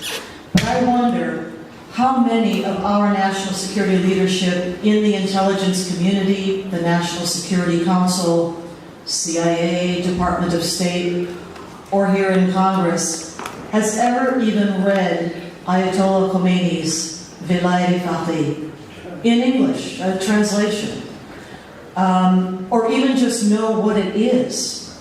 Have they ever studied any of those writings of Khomeini or the other leadership of the current Iranian regime? Now, I have here a copy of the Iranian Constitution, originally 1979, revised in 1989. And it's easily available online for a very nominal price, and lays out very specifically in explicit language this regime's support for jihad and for Sharia, not just in Iran, but the entire world. And so let me read to you just very briefly a section in which the Constitution addresses the role of the IRGC, that is the Islamic Revolutionary Guard Corps, the Pasdaran. And it calls the IRGC an ideological army, and says that not only is their role, their mission, to be an ideological mission, but an ideological mission of jihad in God's path, fi sabilillah. That is, extending the sovereignty of God's law throughout the world. And then it quotes from the Quran, from verse 860, which says, "Prepare your forces to the utmost of your ability, including steeds of war, to strike terror into the hearts of the enemy." Could that possibly be much more clear? In English, online, available for many decades. Do our leadership even know, does our leadership even know what's in that Constitution? Well, the regime in Tehran knows, and they follow it. And what I would say is that what we call, in, I think, very terribly limited vocabulary, merely terrorism, for the Tehran regime, that actually encompasses an entire whole of regime strategy to spread Islam, destroy Israel and the United States and the West, and enforce Islamic law under rule of a global imamate, as they would call it, rather than a Sunni caliphate, but an imamate. Now they do this by using various means, and those means span a large range, from violent terrorism to very highly sophisticated infiltration, information operations, and subversion. They have a very advanced and broad weapons of mass destruction set of programs for all chemical, biological, and nuclear weapons, as well as the ballistic missile delivery systems for them. As our friend here, Dr. Ferris, was just describing, there is also the regime's support for jihad groups around the world. And if anybody thinks, somehow to this date, that Sunnis and Shiites can't work together, look at the span of the groups that this Iranian regime supports. Some are Shiite, some are Sunni. They include Al-Qaeda. Yes, Al-Qaeda. The Iranian regime worked with Al-Qaeda and Hezbollah on the 9/11 attacks. How many of our leadership know that? They support the Iraqi Shiite militias, as Dr. Ferris said. There is some kind of a modus operandi, I would suggest, even with the Islamic State. Certainly support, as we know, in Afghanistan for the Taliban. Now, in Iraq, beyond what the Iranian regime did with Al-Qaeda and Hezbollah in the attacks of 9/11, the Iranian regime's support for Iraqi terror militias resulted in the deaths and the maiming of thousands of Americans, citizens, and troops. That regime has never been held accountable for any of that. In addition, this regime has established satrap or puppet regimes in Baghdad, Beirut, Damascus, now making a play also for Yemen, and one would say perhaps seeking to establish a position on the Bab el-Mandeb, the very important strait between the Arabian Peninsula and Africa. The Iranian regime has established diplomatic outposts, not just all over the Middle East and the rest of the world, but right here in the Western Hemisphere. They use their embassies, their consulates, and also the establishment of mosques and Islamic centers as outposts, not just for the diplomacy of the regime, but as positions from which to conduct terrorist operations and intelligence collection operations. It is out of those embassies and those consulates and the mosques and Islamic centers they've established, in particular throughout South America, that Iran conducts operations, directly directs Hezbollah in our hemisphere and in our country. Hezbollah has numerous operational cells right now in the United States, waiting for orders from Tehran. The Iran lobby is another method that the Iranian regime uses to pursue its objectives. The Iran lobby is a term that I first saw actually in the Iranian media, when they used a kind of a transliteration of English and called it the Iran Lobby Dar America. That lobby was exceptionally active during the period of time when the last administration of Barack Obama was pursuing the nuclear deal called the JCPOA, Joint Comprehensive Plan of Action with Iran, over the last years. So finally, what I would also add to that list is that we are being sucked, we the United States are being sucked into the morass of the battlefields of the Middle East right now, into the middle of a 1,300-plus-year-old struggle between Shiites and Sunnis, of course, much complicated by the involvement of different ethnic groups and tribes and countries and backers and powers, to sap us, with the objective to sap us of our blood and treasure. Now, all of this establishes, I think, indisputably, the Iranian regime threatens the stability not just of the region of the Middle East, but of the world. We must begin to take this regime seriously when it says, Mar bar America, Mar bar Israel, death to America, death to Israel. They mean it. And not pretend any longer that this Tehran regime is not at war with the United States. So for all of these reasons, I would urge the Trump administration to declare the Tehran regime illegitimate. Its own people have risen up to declare it illegitimate.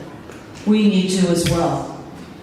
No matter how many selections they hold, I don't call these elections, they're selections completely orchestrated and arranged by the regime. Doesn't matter how many of those they hold, the will of the Iranian people is not being heard. So I would declare regime change policy of the United States government.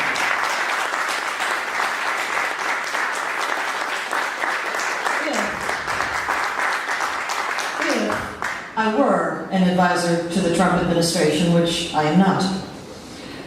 However, further than that, I think even as ordinary citizens, and we who are gathered here today, we must declare solidarity with the Iranian people and state our intention to work with them and with every democratic, pro-Western, pro-US group of Iranians, dissidents in the diaspora and inside of Iran, as well as groups of students, labor unions, women inside of Iran, and take steps, both open and covert, to begin working with them sooner rather than later. Finally, let me offer some suggestions on what a new constitution and a new form of government for Iran might look like. It would be truly representative of the Iranian people, who are women and minorities, all included, all equal, and all equally protected under rule of man-made law, with freedoms of belief, media, speech, assembly, redress of their complaints with their government. Yes, if this sounds like the U.S. Constitution's First Amendment, Bill of Rights, it is. That's where it comes from. There is no better model in the entire world or the history of the world for a form of government that provides the most and the best freedom to the most people than the U.S. Declaration of Independence, Constitution, and our Bill of Rights. Furthermore, a new government in Iran would be a government that rejects the 1990 Cairo Declaration of the Organization of Islamic Cooperation that abrogated support for the United Nations Universal Declaration of Human Rights in favor of Sharia. That must be reversed. Finally, a government that verifiably gives up all of its WMD, weapons of mass destruction programs, and ballistic missile delivery systems for them. And a government that rejects jihad, fisabilillah, to establish and impose Sharia not only on its own people but on the rest of the world. A new constitution of and for and by the Iranian people is long overdue. Thank you. Of the moderator in this fashion. I'm going to add another speaker to our agenda here. His name is Gozar, and he is a former student and activist who now lives in Canada. He was jailed with his mother and father when he was 2 years old. He's going to speak about the Revolutionary Guard and paramilitary groups. Thank you. Yes, my name is Guzar. I'm from Toronto, Canada, a little bit colder, I believe, than here. And this is true. I was born right after the revolution of Iran in 1981. 2 years after the revolution, the new government, the Khomeini's government regime, they started to arresting the other political groups, the other members of communities, and they start calling them non-believers, like Baha'is, many others, that they don't believe in Islam, or they've been,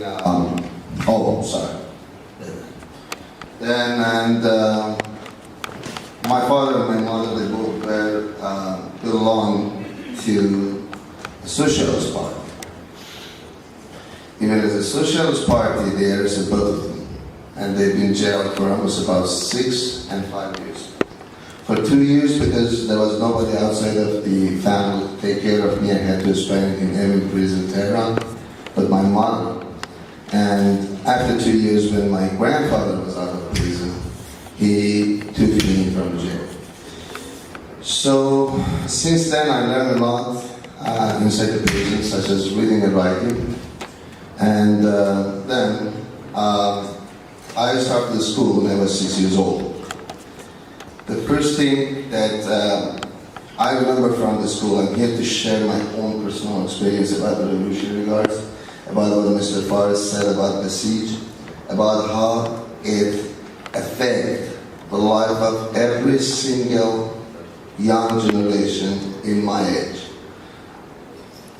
In middle school, Revolutionary Guards, they started training 13 years old and up male students how to basically fight, as called defend the country, how to hold an AK-47, how to be in a war front, and how to hold the key to heaven all the time. And they proved that.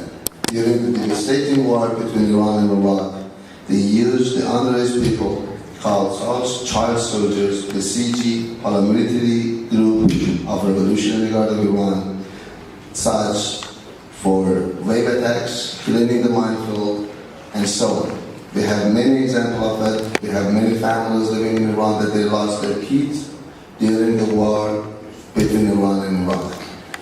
So, in 1983, or maybe earlier, Ayatollah Khomeini ordered that we have 20 million males over the age of 13, and we need to assemble a group, a paramilitary group called Revolutionary Guards. Every single male within the country needs to be a member. So today, I believe that we have 20 million members in Revolutionary Guards, which 3.5 million people, 3.5 million child soldiers, they created inside the schools. Being a member of a military group has a lot of incentives in Iranian regime. You can go to specific universities, and this is how basically they create the next generation of the managers, the CEOs, the presidents, and the ones that run the government. Then Mr. Forrest has basically told a lot about shared a lot about the Revolutionary Guards in Iran. It's basically a Shia supporting group all over the world. This is basically, I believe, that Mr. Forrest understands, is started with Hezbollah, supporting Hezbollah, and it calls Hezbollah Hezbollah Lebanon. Since Hezbollah is always winning. They're going to win everywhere, and if there is any shit anywhere in the world, they have to support. This is the rules, this is the regulation. So during this, I just want to talk about today's revolutionary group, more of it. When we're talking about 38 years ago, we're talking about just the people that they are surprised of the revolution, and they have a gun in their hands, they attack the American ambassadors, they arresting people, they put everybody in prison. Today's revolutionary guards, they are different. They're controlling everything within the country, you can say. They're controlling the oil. They're controlling mass infrastructure. They're controlling buildings. They are controlling everything. They are buildings and domes, homes, bridges. Everything within the country needs the approval from them. Even the new generation of the president and CEOs of banks, government-owned entities, oil industry, which is the most important part of the government, are coming from the University of Revolutionary Guards, which is called Khatam al-Anbiya. Then, and Imam Sadiq, one of the imams named, they put it in a university, which is they can create the new managers and the new people who's coming to the power. So when you go back to them, after the war between Iran and Iraq, and when it's done in 1987-98, many of the people that they were belonged to the Revolutionary Guards, they came back to the cities, and they started controlling everything. Today, the mayor of Tehran is General Ghalibaf, who is a candidate for the next presidency. In 1987, there was a mass execution of political prisoners in summer 1987, which is believed that they killed tens of thousands of people in prison. From 12 years old, non-believers again, they call it, to 78 years old. We have members of our families, relatives that they died in the prison. They've been executed or we lost family members during the wars. Every single family within the country, they have the same problem. Either they lost somebody in the prison, or I believe they lost somebody during the war. So one of the other candidates that today we have to become the next president of Iran is Mr. Raisi. In 1987, Mr. Raisi was a part of a death squad team, 3 judges within the country who got the order specifically from Ayatollah Khomeini to execute all the prisoners in the entire prison of Iran that they don't believe in Islamic Republic of Iran. And now he wants to become the president. Even it was that big of a question how some people they can come from Revolutionary Guards, and now they are trying to basically control and become the next president of a country that has 75% of young generation. So even the current president was attacking the candidate, Mr. Raisi, that you were the part of that squad. You killed thousands of people. Now you want to become a president? How that's possible? So I just want to bring this to the attention of everybody. When we are talking about revolutionary guards or Basij or paramilitary groups in Iran, we don't talk about what we saw during the 1979, 80, and 90s even. Today the Revolutionary Guards is totally different. They have money, they are armed, they have all the missiles they need, they're controlling the coal population. Even it's days before the next election of the president, they're all in the streets. You can Google it, you can see the movies on YouTube, because if their candidate is not going to win the election, it's going to be like what happened in 2010.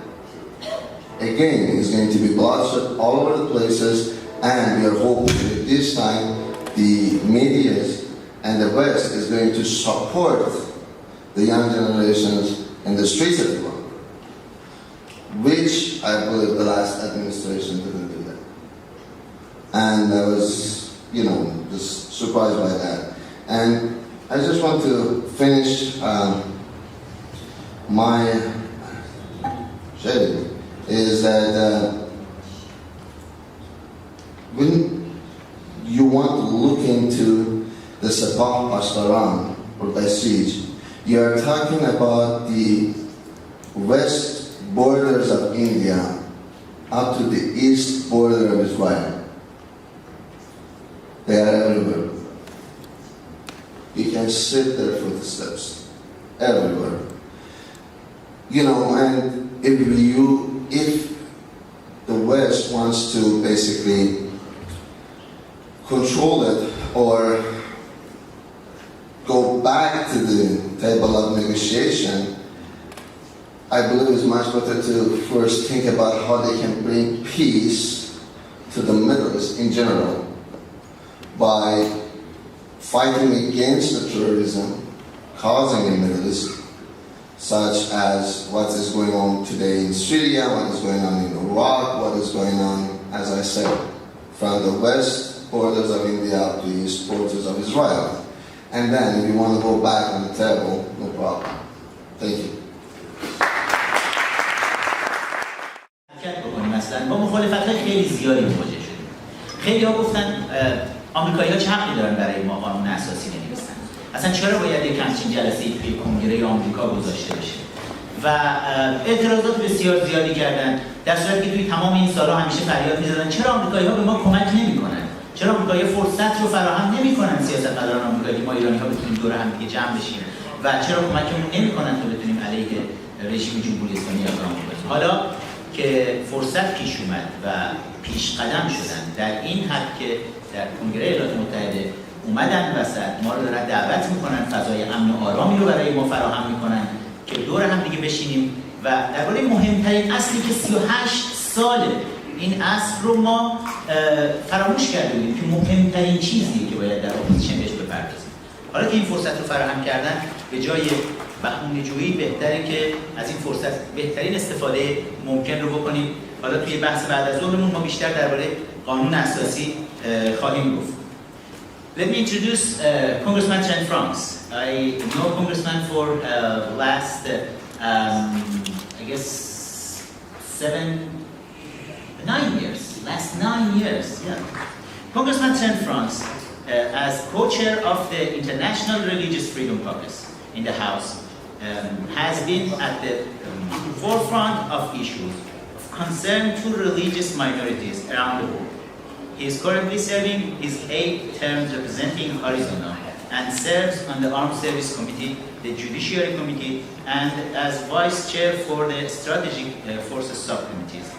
Congressman Franks also chairs a number of other caucuses, including the Congressional Caucus on Orphans and Vulnerable Children, the Congressional Israel Allies Caucus, the Missile Defense Caucus, and the National Security Working Group in the Republican Study Committee, and of course the Congressional Free Iran Caucus. But to add a couple of more words, I met Congressman Trent Franks in 2008 for the first time when I was at the briefing here at the Congress. I was talking about the issues of sanctions, the oil sanction and central bank sanctions, and how we need these type of acts from United States and allies around the world to can bring down the dictatorship of Islamic Republic of Iran. And at the end of my speech, at that time we didn't know Congressman Trent Franks. At the end of the speech, Congressman Trent Franks stood.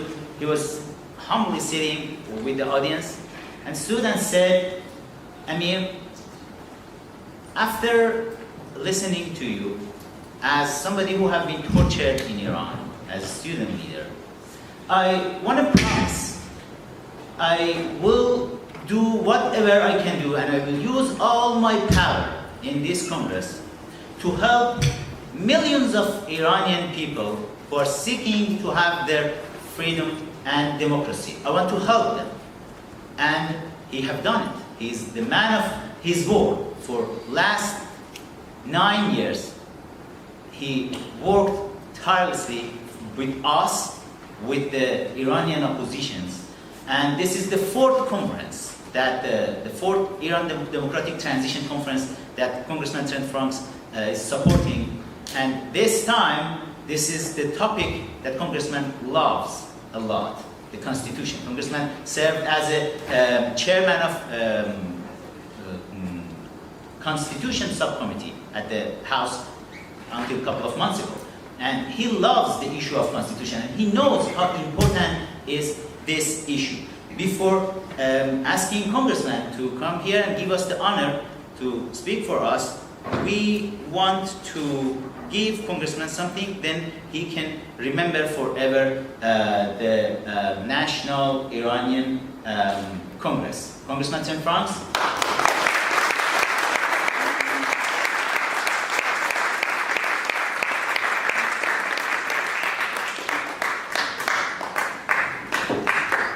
Thank you very much. Well, thank you very much. You know, I appreciate so much just being with all of you today. Fakhrivar, I'm grateful for those kind words.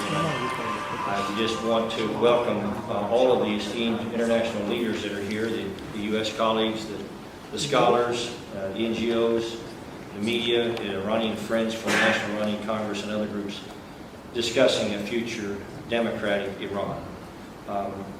I honestly am very excited that you would brainstorm like this for a future Iran and future constitution that guarantees freedom of religion everywhere. One of the reasons that I'm so deeply committed to religious freedom is because nearly always religious freedom portends freedom of other kinds.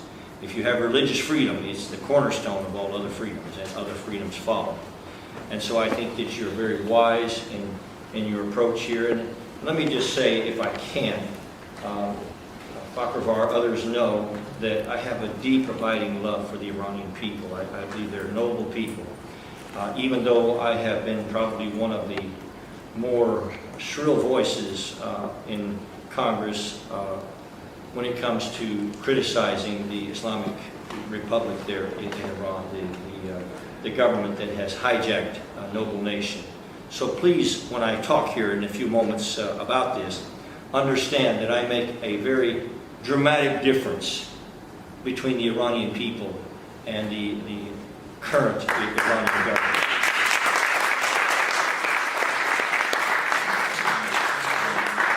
Indeed, the American people and the Iranian people have a very long history of working together, and I pray desperately that day comes again. And I'm especially thankful that you're all working together to create religious freedom and the kind of freedom in your country that will, again, bring it to where I think God ordained it to be from the very born of time. So there's tremendous goodwill on this side of the podium for all of you. I hope you know that. But long before we heard of Al-Qaeda or Boko Haram or ISIS, the Islamic Republic of Iran had proudly supported world terror causes and exported instability to the rest of the world. This is something that they had 38 years ago when the Iranian Revolution began and that nation's relentless march toward jihad also began. Shortly thereafter, Mahmoud Ahmadinejad and a few other Islamic revolutionaries led a student revolt that shocked and defied the world when they kidnapped and held 53 American hostages for 444 days. And if we forget all else, it is important to remember that Iran had to become a nuclear-armed nation if the proclamation and goals of those jihadist revolutionaries stated those 38 years ago were to ever be fulfilled. And I wish I could express that in the most clear terms. When you consider carefully the proclamations, the claims, the goals of that revolution, as it were, the only way that could be achieved and enforced is if Iran becomes a nuclear-armed nation. So our office was the first to call for Iran to be referred to the Security Council some 12, or Erica, 13 years ago. I don't remember which. I have an Iranian special assistant that works with me, and so she knows what she's talking about. Also have Dan here. I was very, very studied individual in our office on these issues. So I pretty much just do what they tell me. But let me just say to you that we have known for a long time that the Iranian people would like very much to return to a civilian government, and I'm just sorry that America hasn't been more help. The ominous intersection of jihadist terrorism and nuclear proliferation in Iran has been inexorably and relentlessly rolling toward America and the free world since those 38 years ago. The menace, I believe, represents the gravest short-term threat to the peace and security of the human family in the entire world today. The Islamic Republic of Iran, due to the jihadist nature of its leaders, represents a particularly significant danger to America and our allies. Certainly it represents a great danger to Israel. Iran now holds the knowledge, the technical expertise, the equipment, everything needed to build a nuclear capability. They need no new technology, no new personnel, no new parts, no new resources of any kind from anyone. All they need now is time and lack of intervention. If Iran is allowed to gain nuclear weapons, it will unequivocally transform the landscape of human freedom as we know it throughout the world. The world's primary financier of terrorism will be armed with nuclear warheads, if that happens. A desperate nuclear arms race will rage across the entire Middle East. Israel will be in range of nuclear missiles in the hands of a jihadist enemy who despises them, is dedicated to their complete annihilation, and capable of obliterating their entire nation in 15 minutes. America and our allies will face an enemy with an ultimate asymmetric capability of nuclear-generated high-altitude electromagnetic pulse, potentially capable of devastating our electric grid and the civilizational architecture that it sustains. Jihadists the world over will have access to nuclear weapons, and the world's children will forever have etched in their memory that moment in history when this government and the rest of the world allowed the hellish shadow of nuclear terrorism, jihadist nuclear terrorism, to fall across their future. So that's not such a happy thought, I know. But throughout the entire Obama administration, we witnessed a weakness and a naivete and a vacillation and an ambiguity and really a delusional policy towards the radical jihadists in Iran, and that not only that's the same kind of attitude that allowed them to hold the 56 Americans hostage for those 444 days during the Carter administration. And that approach failed in nearly every policy corner of the Obama administration and placed Iran on a trajectory to gain nuclear weapons. Sometimes I think it's important to listen to your opponents. Iranian Basij Commander Naqvi said, quote, "As long as America exists, we will not rest. We must create the environment for the destruction of America." And remember, you know, the only two things that really make up a threat, that constitute the substance of any threat, is the intent of a particular opponent or enemy and their capability. If we have not heard the intent clearly from these radical leaders of Iran, then we are not listening. A former Chief of Staff, Admiral Mike Mullen, said this. He said, "My worst nightmare is terrorists with nuclear weapons. Not only do I know that they are trying to get them, but I know they will use them." Israeli Prime Minister Benjamin Netanyahu called Iran, quote, "the major terrorist sponsoring state of our time." Tehran could give those nuclear weapons to terrorists or give them a nuclear umbrella that would bring terrorism beyond our wildest dreams, unquote. I would just say to all of you, if Iran gains nuclear weapons, they will give them to terrorists the world over. And the popular revolt in Iran in 2009, we will have missed our moment. At that time, President Obama could have assisted the dissidents to overthrow the Iranian regime, or at the very least spoken up on their behalf. But he left them twisting in the wind. And to call Mr. Obama a bystander in all of this would be to be charitable. He truthfully was nowhere to be found. And I guess I would just say, in spite of all of the challenges that we face, there is now a new sheriff in town.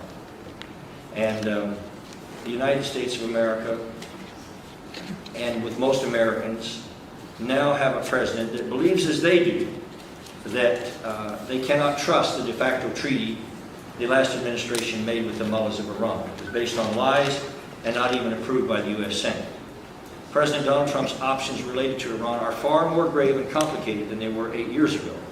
However, I sincerely believe that Donald Trump understands that whatever the cost is to prevent Iran from gaining nuclear weapons, it will pale in comparison to dealing with them once they have a nuclear capability.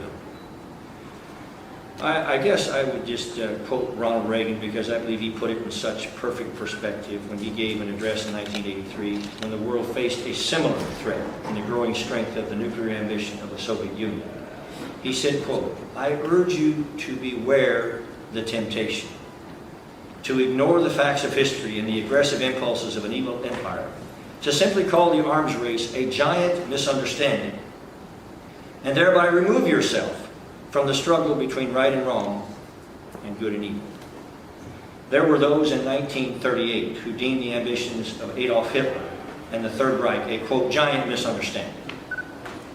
The free nations of the world once had opportunity to address the insidious rise of the Nazi ideology in its formative years when it could have been dispatched without great cost.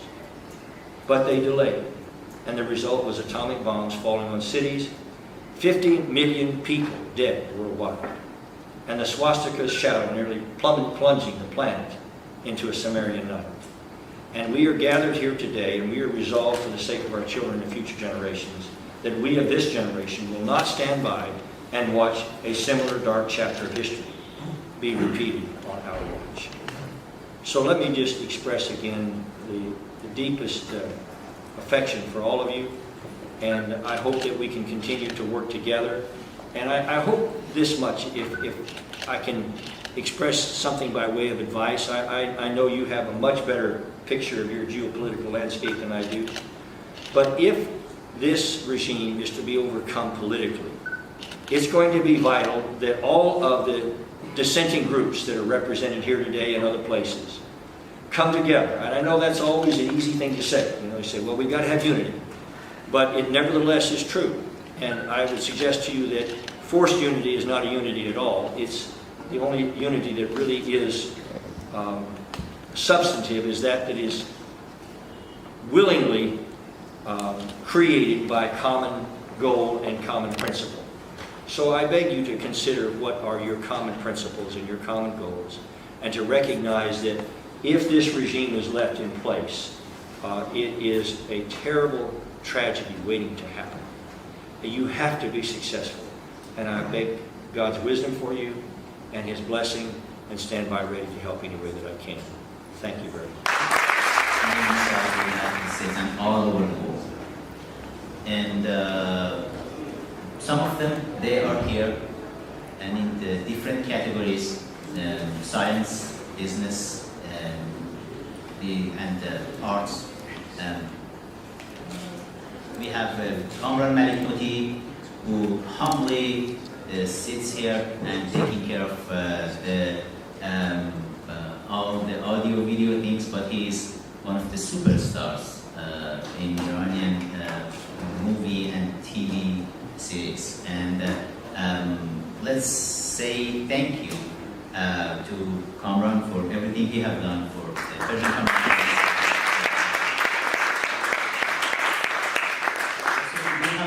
Who is going to leave the room, and he's one of the very successful businessmen in Seattle, and he's leaving, I guess, to go to the White House meeting. Are you coming back? I will come back to you later. Okay, good. And Hussein Khorram and his family, when the revolution happened, they have been one of the wealthiest family in the country, and then those revolutionaries, they stole everything from this family and thousands of other families. And then when we came here with nothing, they showed that they can be wealthy again and successful again inside the United States. Right now, they are running kind of their empire in Seattle. Don't tell anyone I told you. Him, his brother, his father, and they have a very good network, and they are very involved in politics with the Republican Party in Seattle and everywhere. And this afternoon he will be the guest at the White House for one of the ceremonies over there. And thank you, Hossein Khorram, for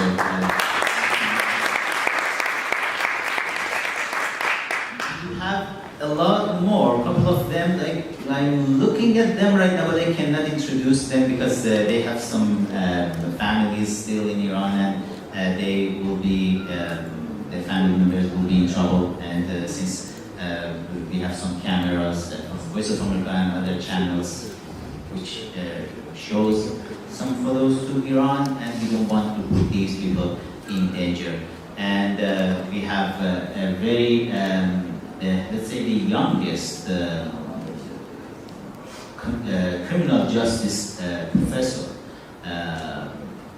it's Iranian American professor, and she is with us. I guess I can't name her, but she published 7 books, which is textbooks inside Iran and in the United States. And just recently she became a senator in the school she is teaching. And without naming her, I don't know if I have permission to name her, but she's with us, and just with the eyes she said no.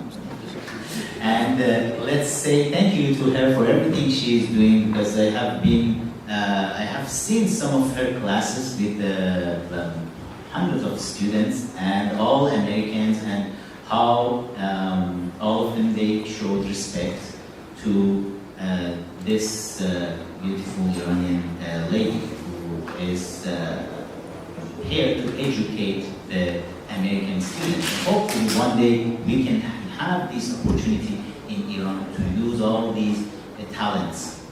And also we do have somebody else here who saved my life. And I want to ask the cameras to switch off if they can for a couple of minutes, because I want to give an award to her. The award is for Miss Manda Shahbazi's dad. Manda Shahbazi is the person. Manda, you can come and join me here. It's okay, the cameras are off. It's okay. And thank you. Thank you so much.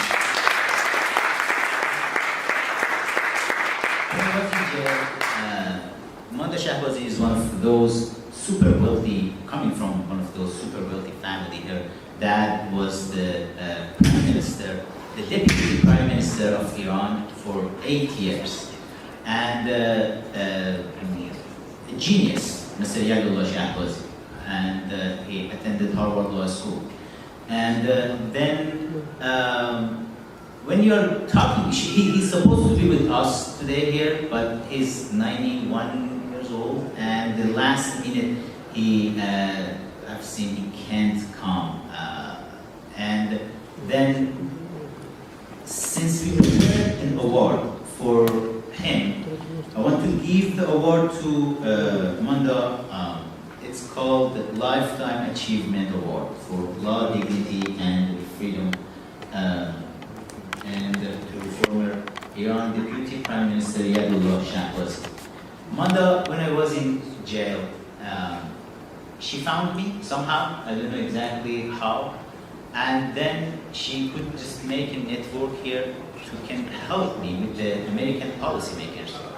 And then they can help me to escape from prison and escape the country and come to United States to build the network here and to pass the message, the right message to the policymakers in Washington, D.C. And I have been trying for the last 11 years to say thank you to Manda and her family for everything they have done, and to me with the thing I am doing in United States and all over the world. And thank you, Manda. Please say thank you to your dad. Do you want to talk for a couple of seconds? You can speak in 5-6 languages, but pick one of them and just speak. First of all, it's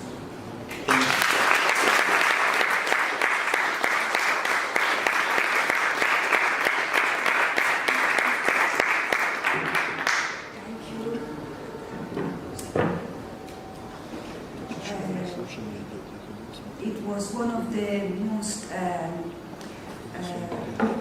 fulfilling things that we ever done, me or my family, helping Amir Abbas to get out of that notorious prison in Iran that he was held for almost 10 years. And when we heard about what he has been through, for 1 year we tried so hard to have him escape from the prison in Tehran, and then be living on the ground for a whole year in Tehran, and then managed to escape from Tehran.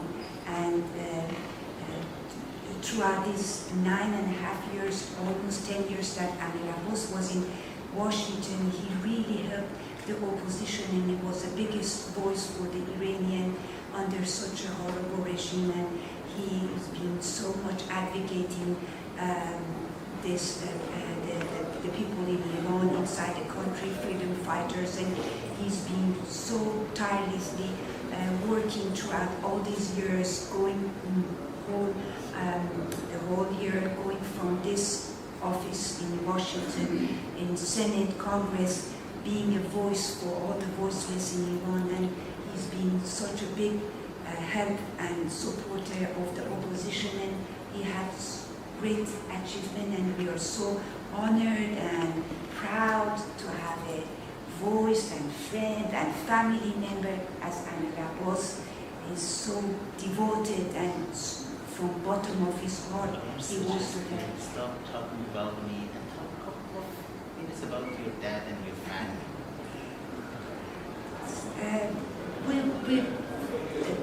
My father was working for the government for 8 years, deputy prime minister at the time,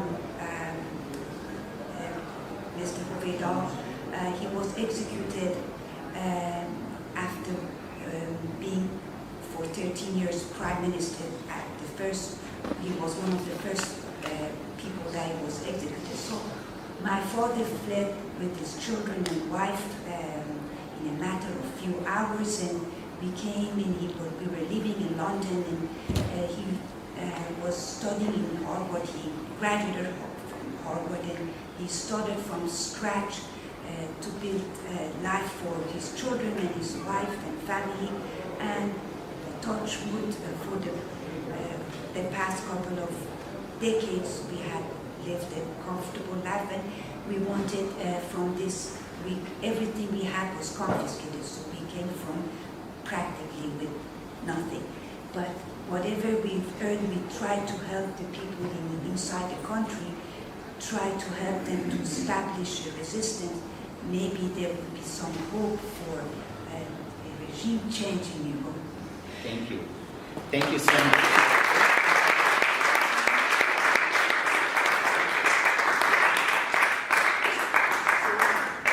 Unexpected and unprepared. I'm sorry. کسی بود که اعلامیه استقلال آمریکا رو نوشت تو سن خیلی جوانی، توی 32 سالگیش، و بعد از اون توی نوشتن قانون اساسی آمریکا خیلی نقش بزرگی داشت. من تو نوجوانی زندگی نامه‌شو خوندم و این آدم تبدیل شد به یک قهرمان برای زندگی من. و پیش خودم میگفتم همیشه آرزوم این بود، میگفتم یعنی میشه یک روز ما هم یک قانون اساسی خوبی برای ایرانمون داشته باشیم. قانون اساسی که بتونه اینجوری امنیت رو برای مردم کشورش فراهم کنه.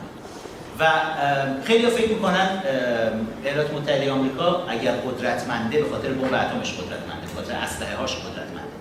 ایالات متحده آمریکا به خاطر این چیزها قوی نیست، به خاطر پولش قوی نیست.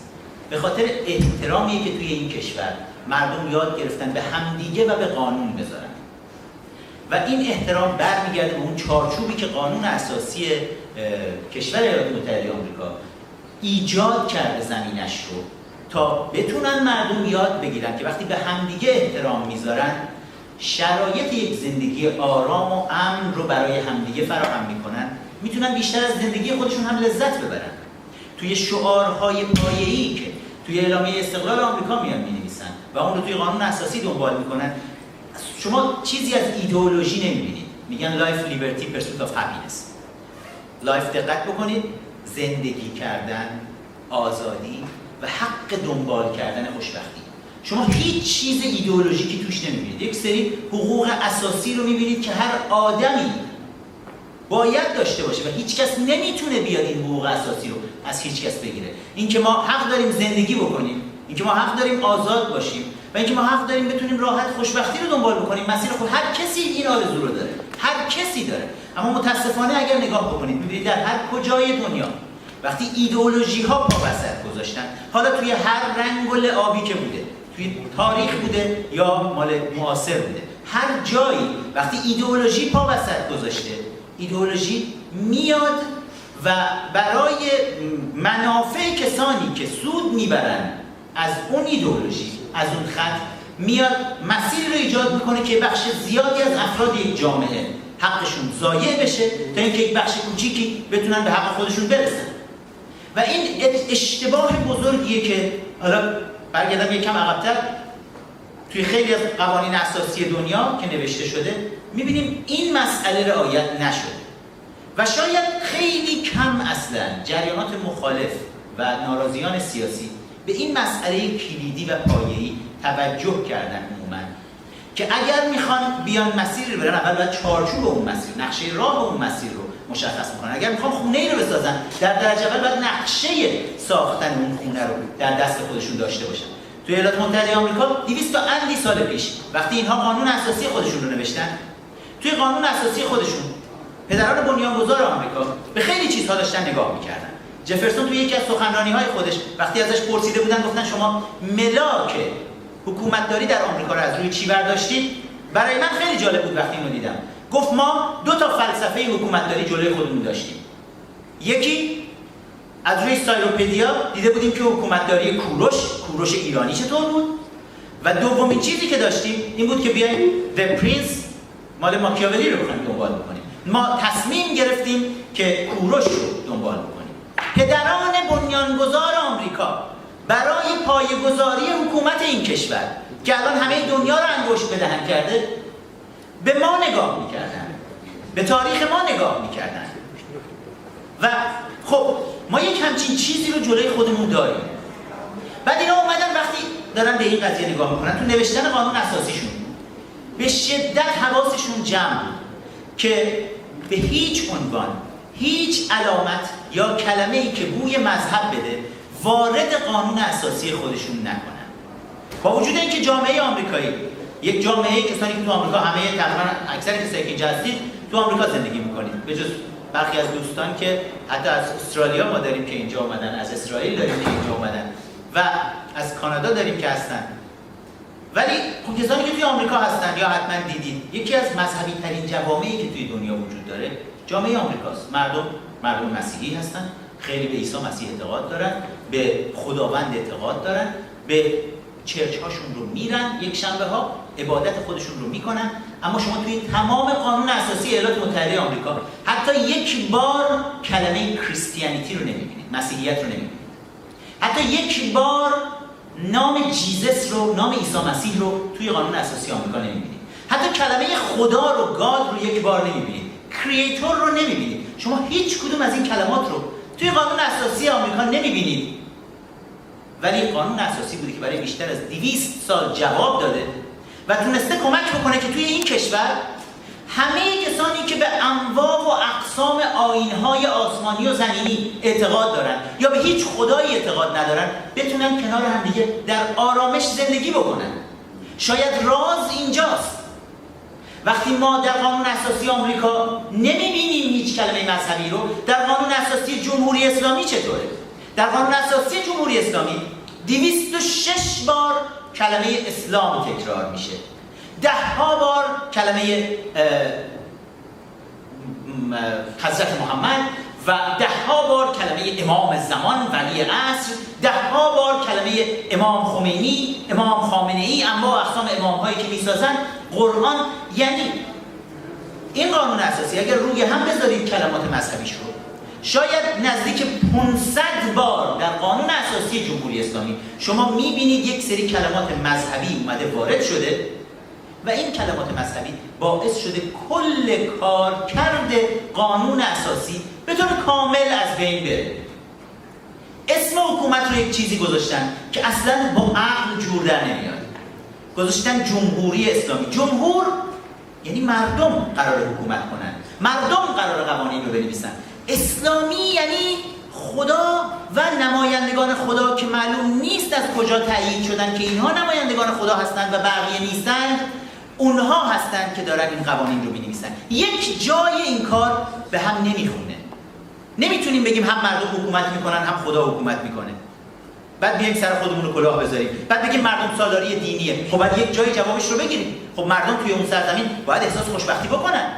آیا مردم توی ایران ما احساس خوشبختی میکنن؟ حالا ما با مسیحی ها و یهودی ها و بهایی ها و زرتشتی ها و سنی ها و کسانی که از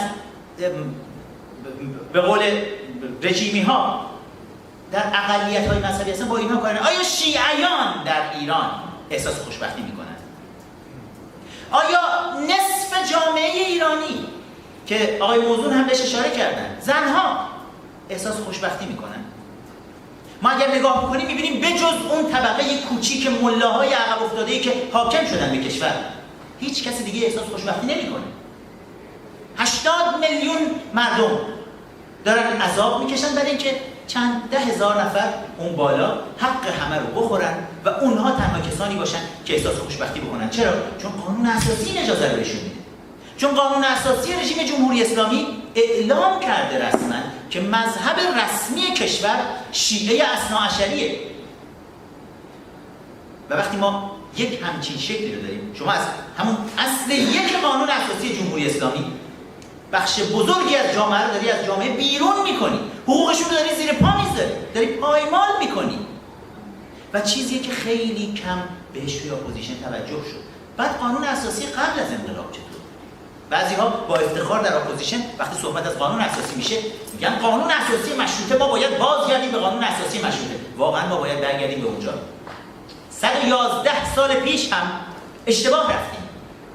اشتباه رفتند پیشگامانی که داشتن قانون اساسی می نوشتن برای ایران. یک قرن بعد از اینکه اولین قانون اساسی مدون در دنیا در آمریکا نوشته شده، هر کشور دیگه قانون اساسی داره، همشون قوانین اساسیشون رو به نوع یک رونوشتی از قانون اساسی ایالات متحده آمریکا دارن. بعضی میگن مگنا کارتا انگلستان بوده، مگنا کارتا انگلستان قانون اساسی نبوده، قوانین جداگانه‌ای بوده که هنوز هم وجود داره و انگلستان هنوز هم قانون اساسی نداره برای خودش.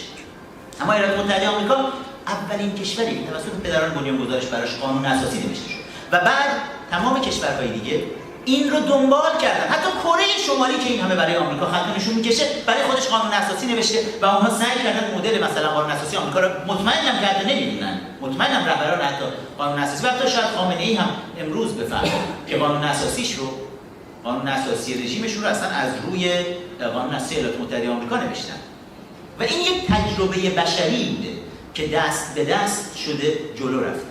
آمریکایی‌ها همه جا درست رفتن؟ نه، همه جا هم درست نرفتن. در عراق و افغانستان بعد از اینکه جنگ بزرگی شکل میگیره، دیکتاتورها ساقط میشن، یک گروه تروریستی در افغانستان ساقط میشه و بعد در عراق دیکتاتور صدام رو ساقط میکنن، میلیاردها دلار پول خرج میکنن و هزاران سرباز آمریکایی کشته میشن برای اینکه اینها یک رویایی دارن، میگن ما باید کمک بکنیم همه کشورهای دنیا هم بتونن آزادی و دموکراسی رو تجربه بکنن. اما اینها هم اشتباه میکنن. اشتباهی که کردن چی؟ اشتباه این بود که آماده نبودند برای بعد از تغییرات. وقتی تغییر به طور ناگهانی ایجاد شد، حالا از طریق جنگ یا از طریق انقلاب‌هایی که ما توی کشورهای منطقه دیدیم به اسم بهار عربی مشهور شد، وقتی تغییرات ایجاد شد، وقتی دیکتاتورها سقوط کردند، ما دیدیم نیروهای مخالف اون دیکتاتورها آماده نبودند، قوانین اساسی خودشون رو نداشتند. قانون اساسی عراق رو گروهی از حقوقدانانی که فارغ التحصیل‌های دانشگاه هاروارد بودن و به جناح چپ آمریکایی تعلق دارن، اینها نشستن نوشتن و میخواستن خیلی دیگه مثلا آدم‌های به قول خود آمریکایی‌ها کولی باشن، گفتن که ما بیایم بر اساس فرهنگ مردم عراق براشون قانون اساسی بنویسیم و فکر کردن قانون اساسی باید بر اساس فرهنگ نوشته بشه. قانون اساسی چرخی نیست که ما دوباره بریم اختراعش بکنیم. بشریت این چرخ رو اختراع کرده و این چرخ وجود داره، ما فقط باید بتونیم درست ازش استفاده بکنیم. اینکه یک حکومت 3 تا رکن داشته باشه، قوه مجریه، قوه قضاییه، قوه مقننه. مدت هاست این وجود داره، قرن هاست این وجود داره و مونتسکیو در کتاب خودش در عصر روشنگری فرانسه درباره‌اش اومده نوشته در روح القوانین The Spirit of the Laws. پس یک چیزی نیست که ما بخوایم بریم آمریکایی‌ها ساخته باشنش یا خود مونتسکیو حتی ساخته باشه، اون هم از روم و یونان باستان رفته قرض گرفته. تجربه تاریخ بشر، همه ماها توی تمام نقطه‌های این کره زمین یک چیزهایی رو داریم تجربه می‌کنیم. در نهایت به این رسیدیم که این سیستم حکومتداری که 3 رکن وجود داشته باشه میتونه به ما کمک بکنه که بتونیم شاید بیشترین میزان آرامش و خوشبختی رو برای مردم سرزمین خودمون بیاریم. اون وقت اون حقوقدانانی که در دانشگاه هاروارد نشستن برای عراق قانون اساسی نوشتن، گفتن خب مردم عراق اکثریتشون مسلمان هستن، پس ما بذارید اسلام رو تزریق کنیم به داخل قانون اساسی. از سرزمینی که حتی توی قانون اساسی خودشون 200 و اندی سال پیش حاضر نشدن مسیحیت رو وارد بکنن، حاضر نشدن اسم عیسی مسیح رو و اسم خدا رو وارد بکنن، از این سرزمین نشستن برای عراق قانون اساسی نوشتن که توش اسلام رو تزریق کردن و اسم حکومت رو گذاشتن جمهوری اسلامی و این باعث شد که تمام فانکشن و کارکرد خودش رو قانون اساسی از دست داد. برای اینکه شما وقتی حرف خدا رو میاری وسط، وقتی حرف یک مذهب رو عنوان مذهب رسمی میاری وسط، به خودت اجازه میدی توجیه بکنی خودت رو برای سرکوب مخالفین خودت. کدوم مخالفی جرأت داره وقتی بهش میگن you are the enemy of the God، تو دشمن خدایی؟ کدوم مخالفی جرأت داره بیاد وایس از خودش دفاع بکنه؟ به راحتی حکومت میتونه سوار افکار عمومی بشه و بیاد بگه این فرد به خاطر اینکه دشمن خداونده ما میتونیم اعدامش بکنیم، میتونیم جونش رو بگیریم. این اتفاق فقط در ایران ما نیفتاده، در ایران اسلامی، جمهوری اسلامی ایران نیفتاده. این اتفاق در قرن‌های گذشته نگاه بکنید، در قرون وسطای اروپا بسیار رخ داد. در اون زمانی که کلیساها حاکم شدن، اونها هم همین کار رو کردن. هر جایی که شما میبینید مذهب میاد سوار بر سیاست میشه و افسار گسیخته میتازه، این اتفاق میفته. نوشتن قانون اساسی برای عراق با این توجیه که ما برای فرهنگ و مذهب مردم عراق می‌نویسیم، یک اشتباه بسیار بزرگ بود که هر چیزی الان دارن میکشن به خاطر این مشکل. تمام اون میلیاردها دلاری که خرج کردن و تمام اون سربازان آمریکایی که جون خودشون رو فدا کرده بودن مثلا برای آزادی، همش به خاطر این اشتباه اون حقوقدانان هاروارد رفته دچار مشکل شد. در افغانستان هم همین اتفاق افتاد. اونجا هم رفتن دوباره جمهوری اسلامی به پا کردن. اونجا هم رفتن قانون اساسیش رو درش اسلام تزریق کردن. و این بعید از دنیای امروز بعید.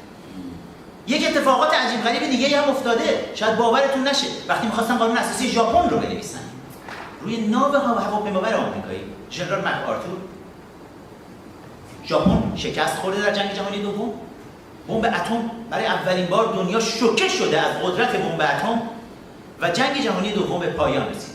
عملاً حکومت ژاپن فرو ریخت، ولی آمریکا نمیخواد این کشور رو اشغال بکنه. میگه خب ما کمکتون میکنیم دوباره بسازیم. میخواد ارتش آمریکا از حکومت ژاپن که برای خودتون قانون اساسی بنویسید. قانون اساسی رو می‌نویسن دوباره بر همون پایه‌های دیکتاتوری که وجود داشته در ژاپن. میذارن جلوی ژنرال آمریکایی روی ناو هواپیمابر نگاه میکنه، میگه این اصول دموکراسی توش رعایت نشده. شما باید 3 رکن داشته باشید که مستقل باشن، قدرت نباید در دست هیچ فرد، امپراتور، هیچ کسی بیاد قبضه بشه و آیین‌های مذهبیتون رو برای خودتون نگه دارید. وارد نکنید به قانون اساسی. بعد این ژنرال آمریکایی از همکاران خودش روی اون ناو هواپیمابر میخواد، میگه بشینید کمکشون بکنید. 1 هفته بهشون اولتیماتوم میده، میگه بشینید یک قانون اساسی بنویسید. چند رو نمیخواستن اختراع بکنن. ژاپن کجاست بعد از جنگ جهانی دوم؟ یکی از قدرتمندترین قطب‌های اقتصادی دنیا تبدیل میشه. مردمش میتونن افتخار بکنن که ژاپنی هستن. کشوری که نابود شد در جریان جنگ جهانی دوم. غرورشون، غرور ملیشون، سرمایه‌شون، ثروتشون، تاریخشون، هر چی داشتن از بین رفت. ولی دوباره تونستن خودشون رو بسازن. برای اینکه درست نگاه کردن. خجالت نکشیدن از اینکه یاد بگیرن. اگر یک جای دیگه یک کاری بهتر انجام شده، همون جوری که پدران بنیانگذار آمریکایی خجالت نکشیدن از اینکه از کوروش ایرانی یاد بگیرن حکومتداری رو. ما هم نباید خجالت بکشیم که بخوایم یک سیستم حکومتداری رو که داره جواب میده بخوایم استفاده بکنیم. حالا بیایم شعارهای پوچ بدیم. باید در ایران بر پایه مذهب اسلام نوشته شد. همین اشتباهی که 111 سال پیش در دوران انقلاب مشروطه مرتکب شدن و دقیقاً این اشتباه باعث شد که در اصل اول قانون اساسی مشروطه هم ما این رو داریم که مذهب رسمی کشور شیعه اثناعشری و پادشاه کشور باید شیعه باشد و برای مذهب شیعه بجنگد و امام زمان در زیر سایه امام زمانی کشور. این قانون اساسی مشروطه است. اونجا هم ایراد داشت، از رژیم جمهوری اسلامی نمیاد. ما از تاریخ شروع قانون اساسی مسیر رو کلا اشتباه رفتیم. حالا باید برگردیم به دو نکته باید توجه بکنیم. بحث امروز بعد از ظهر ما که میریم تا یک پیشنویس پیشنهادی برای قانون. ما قانون اساسی نمی‌نویسیم برای ایران. یک پیشنویس پیشنهادی ثمره سالها تجربه‌ای که داشتیم، تجربه سالهای مبارزه، تحقیقاتی که داشتیم، همکاری‌هایی که با دوستان حقوقدانمون در درون ایران، بیرون ایران داشتیم، ایرانی‌ها، خارجی‌ها، همه رو سعی کردیم بذاریم روی همدیگه و یک پیشنویسی رو بنویسیم که بیش از هر چیز می‌خوایم بحث قانون اساسی رو توی اپوزیشن ایرانی، توی جامعه ایرانی باز بکنیم. می‌خوایم مردم شروع بکنن صحبت بکنن. 2 روز قبل از سیرک انتصاباتی رژیم، ما اسم این رو انتخابات نمیذاریم. اینکه آقای خامنه‌ای بیاد برای ما مشخص بکنه که 6 تا کاندیدایی که هر کدوم یک جوری آدم میکشن، یکی خفه میکنه، یکی دار میزنه، یکی به گلوله میبنده، یکی روی صندلی الکتریکی میذاره، یکی با ساتور شقه میکنه، این 6 تا رو میذارن جلوی ما و به ما میگن فقط از بین این 6 تا حق دارید انتخاب کنید. بعد اینا میان، این یکی میگه تو قاتلی، رئیس جمهور فعلی به کاندیدای رقیب خودش رئیسی میگه تو قاتلی، بله رئیسی قاتله. ولی آقای روحانی شما در دولت خودت وزیر دادگستریت کسیه که در کنار همون آقای رئیسی با هم نامه‌های اعدام رو، احکام اعدام دست جمعی زندانیان سیاسی رو بعد از پایان حکم زندانشون سال 67 صادر کردن و تو اون فرد رو پور محمدی رو میاری میشونی وزیر دادگستری دولت خودت میکنی آقای روحانی. بعد میای ایراد میگیری میگی اون یکی قاتل، تو هم قاتلی، همتون قاتل بودید. حالا مردم رو این گزینه‌ها رو بذاریم جلوشون و بگیم شما فقط از بعد اسمشو بذاریم انتخابات. نه، این یک سیرک انتصاباتی بیشتر نیست. دلیل گذاشتن این کنفرانس در این روز، 2 روز به این سیرک انتصاباتی اینه که ما بحث قانون اساسی رو توی جامعه ایران باز بکنیم اتفاقا و مردم به این فکر بکنن بر پایه کدوم سند رژیم جمهوری اسلامی داره این سیرک‌ها رو میذاره. بر پایه همون سندی که اسمش هست قانون اساسی جمهوری اسلامی ایران، سندی که از بیخ و بن غلطه. و اگر مردم بدونن که این سند از بیخ و بن غلطه، شاید دوباره فکر بکنن که آیا برن واقعا رأی رو بندازن به صندوق‌ها یا نه. و شاید اپوزیشن ما، نیروهای مخالف رژیم جمهوری اسلامی، دوباره فکر بکنن که ما بیشتر از هر چیزی احتیاج داریم که نقشه راه رو برای خودمون مشخص بکنیم، چهارچوب رو مشخص بکنیم که اسمش هست قانون اساسی. خجالت نکشیم، با اعتماد به نفس کامل، نه فقط یک قانون اساسی پیشنهادی، صدها قانون اساسی پیشنهادی بنویسیم. هر فرد و گروهی که فکر میکنه توانایی این کار رو داره، قانون اساسی پیشنهادی خودش رو بنویسه. به شعور و هوش مردم ایران احترام بذاریم و باور بکنیم که مردم ایران میتونن با خرد همگانیشون بین این مجموعه قوانین اساسی که نوشته میشه و جلوشون گذاشته میشه بهترین ها رو انتخاب بکنن و آماده باشن. هر لحظه ای ممکنه یک اتفاق بزرگ در ایران رخ بده، اتفاقی شاید از ماها اجازه نگیرن، اتفاقی که شاید در همین هفته آینده در عربستان و در اسرائیل بخوان دربارش صحبت بکنن، اتفاقی که هر لحظه ممکنه رخ بده. چند سال پیش وقتی که دیکتاتورها جمع شده بودن دست جمعی توی سازمان ملل متحد، با هم عکس یادگاری میگرفتن، دست کردن هم دیگه مینداختن، میخندیدن.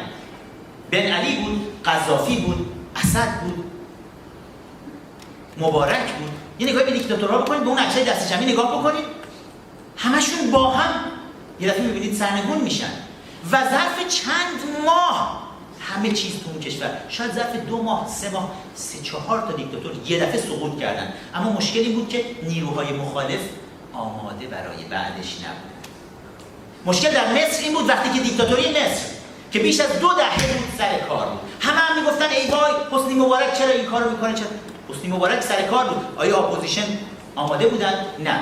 وقتی که جوانها به خیابون اومدن، اخوان المسلمین مسلم براده بود گفت نه ما توی این تظاهرات جوانها شرکت نمی‌کنیم.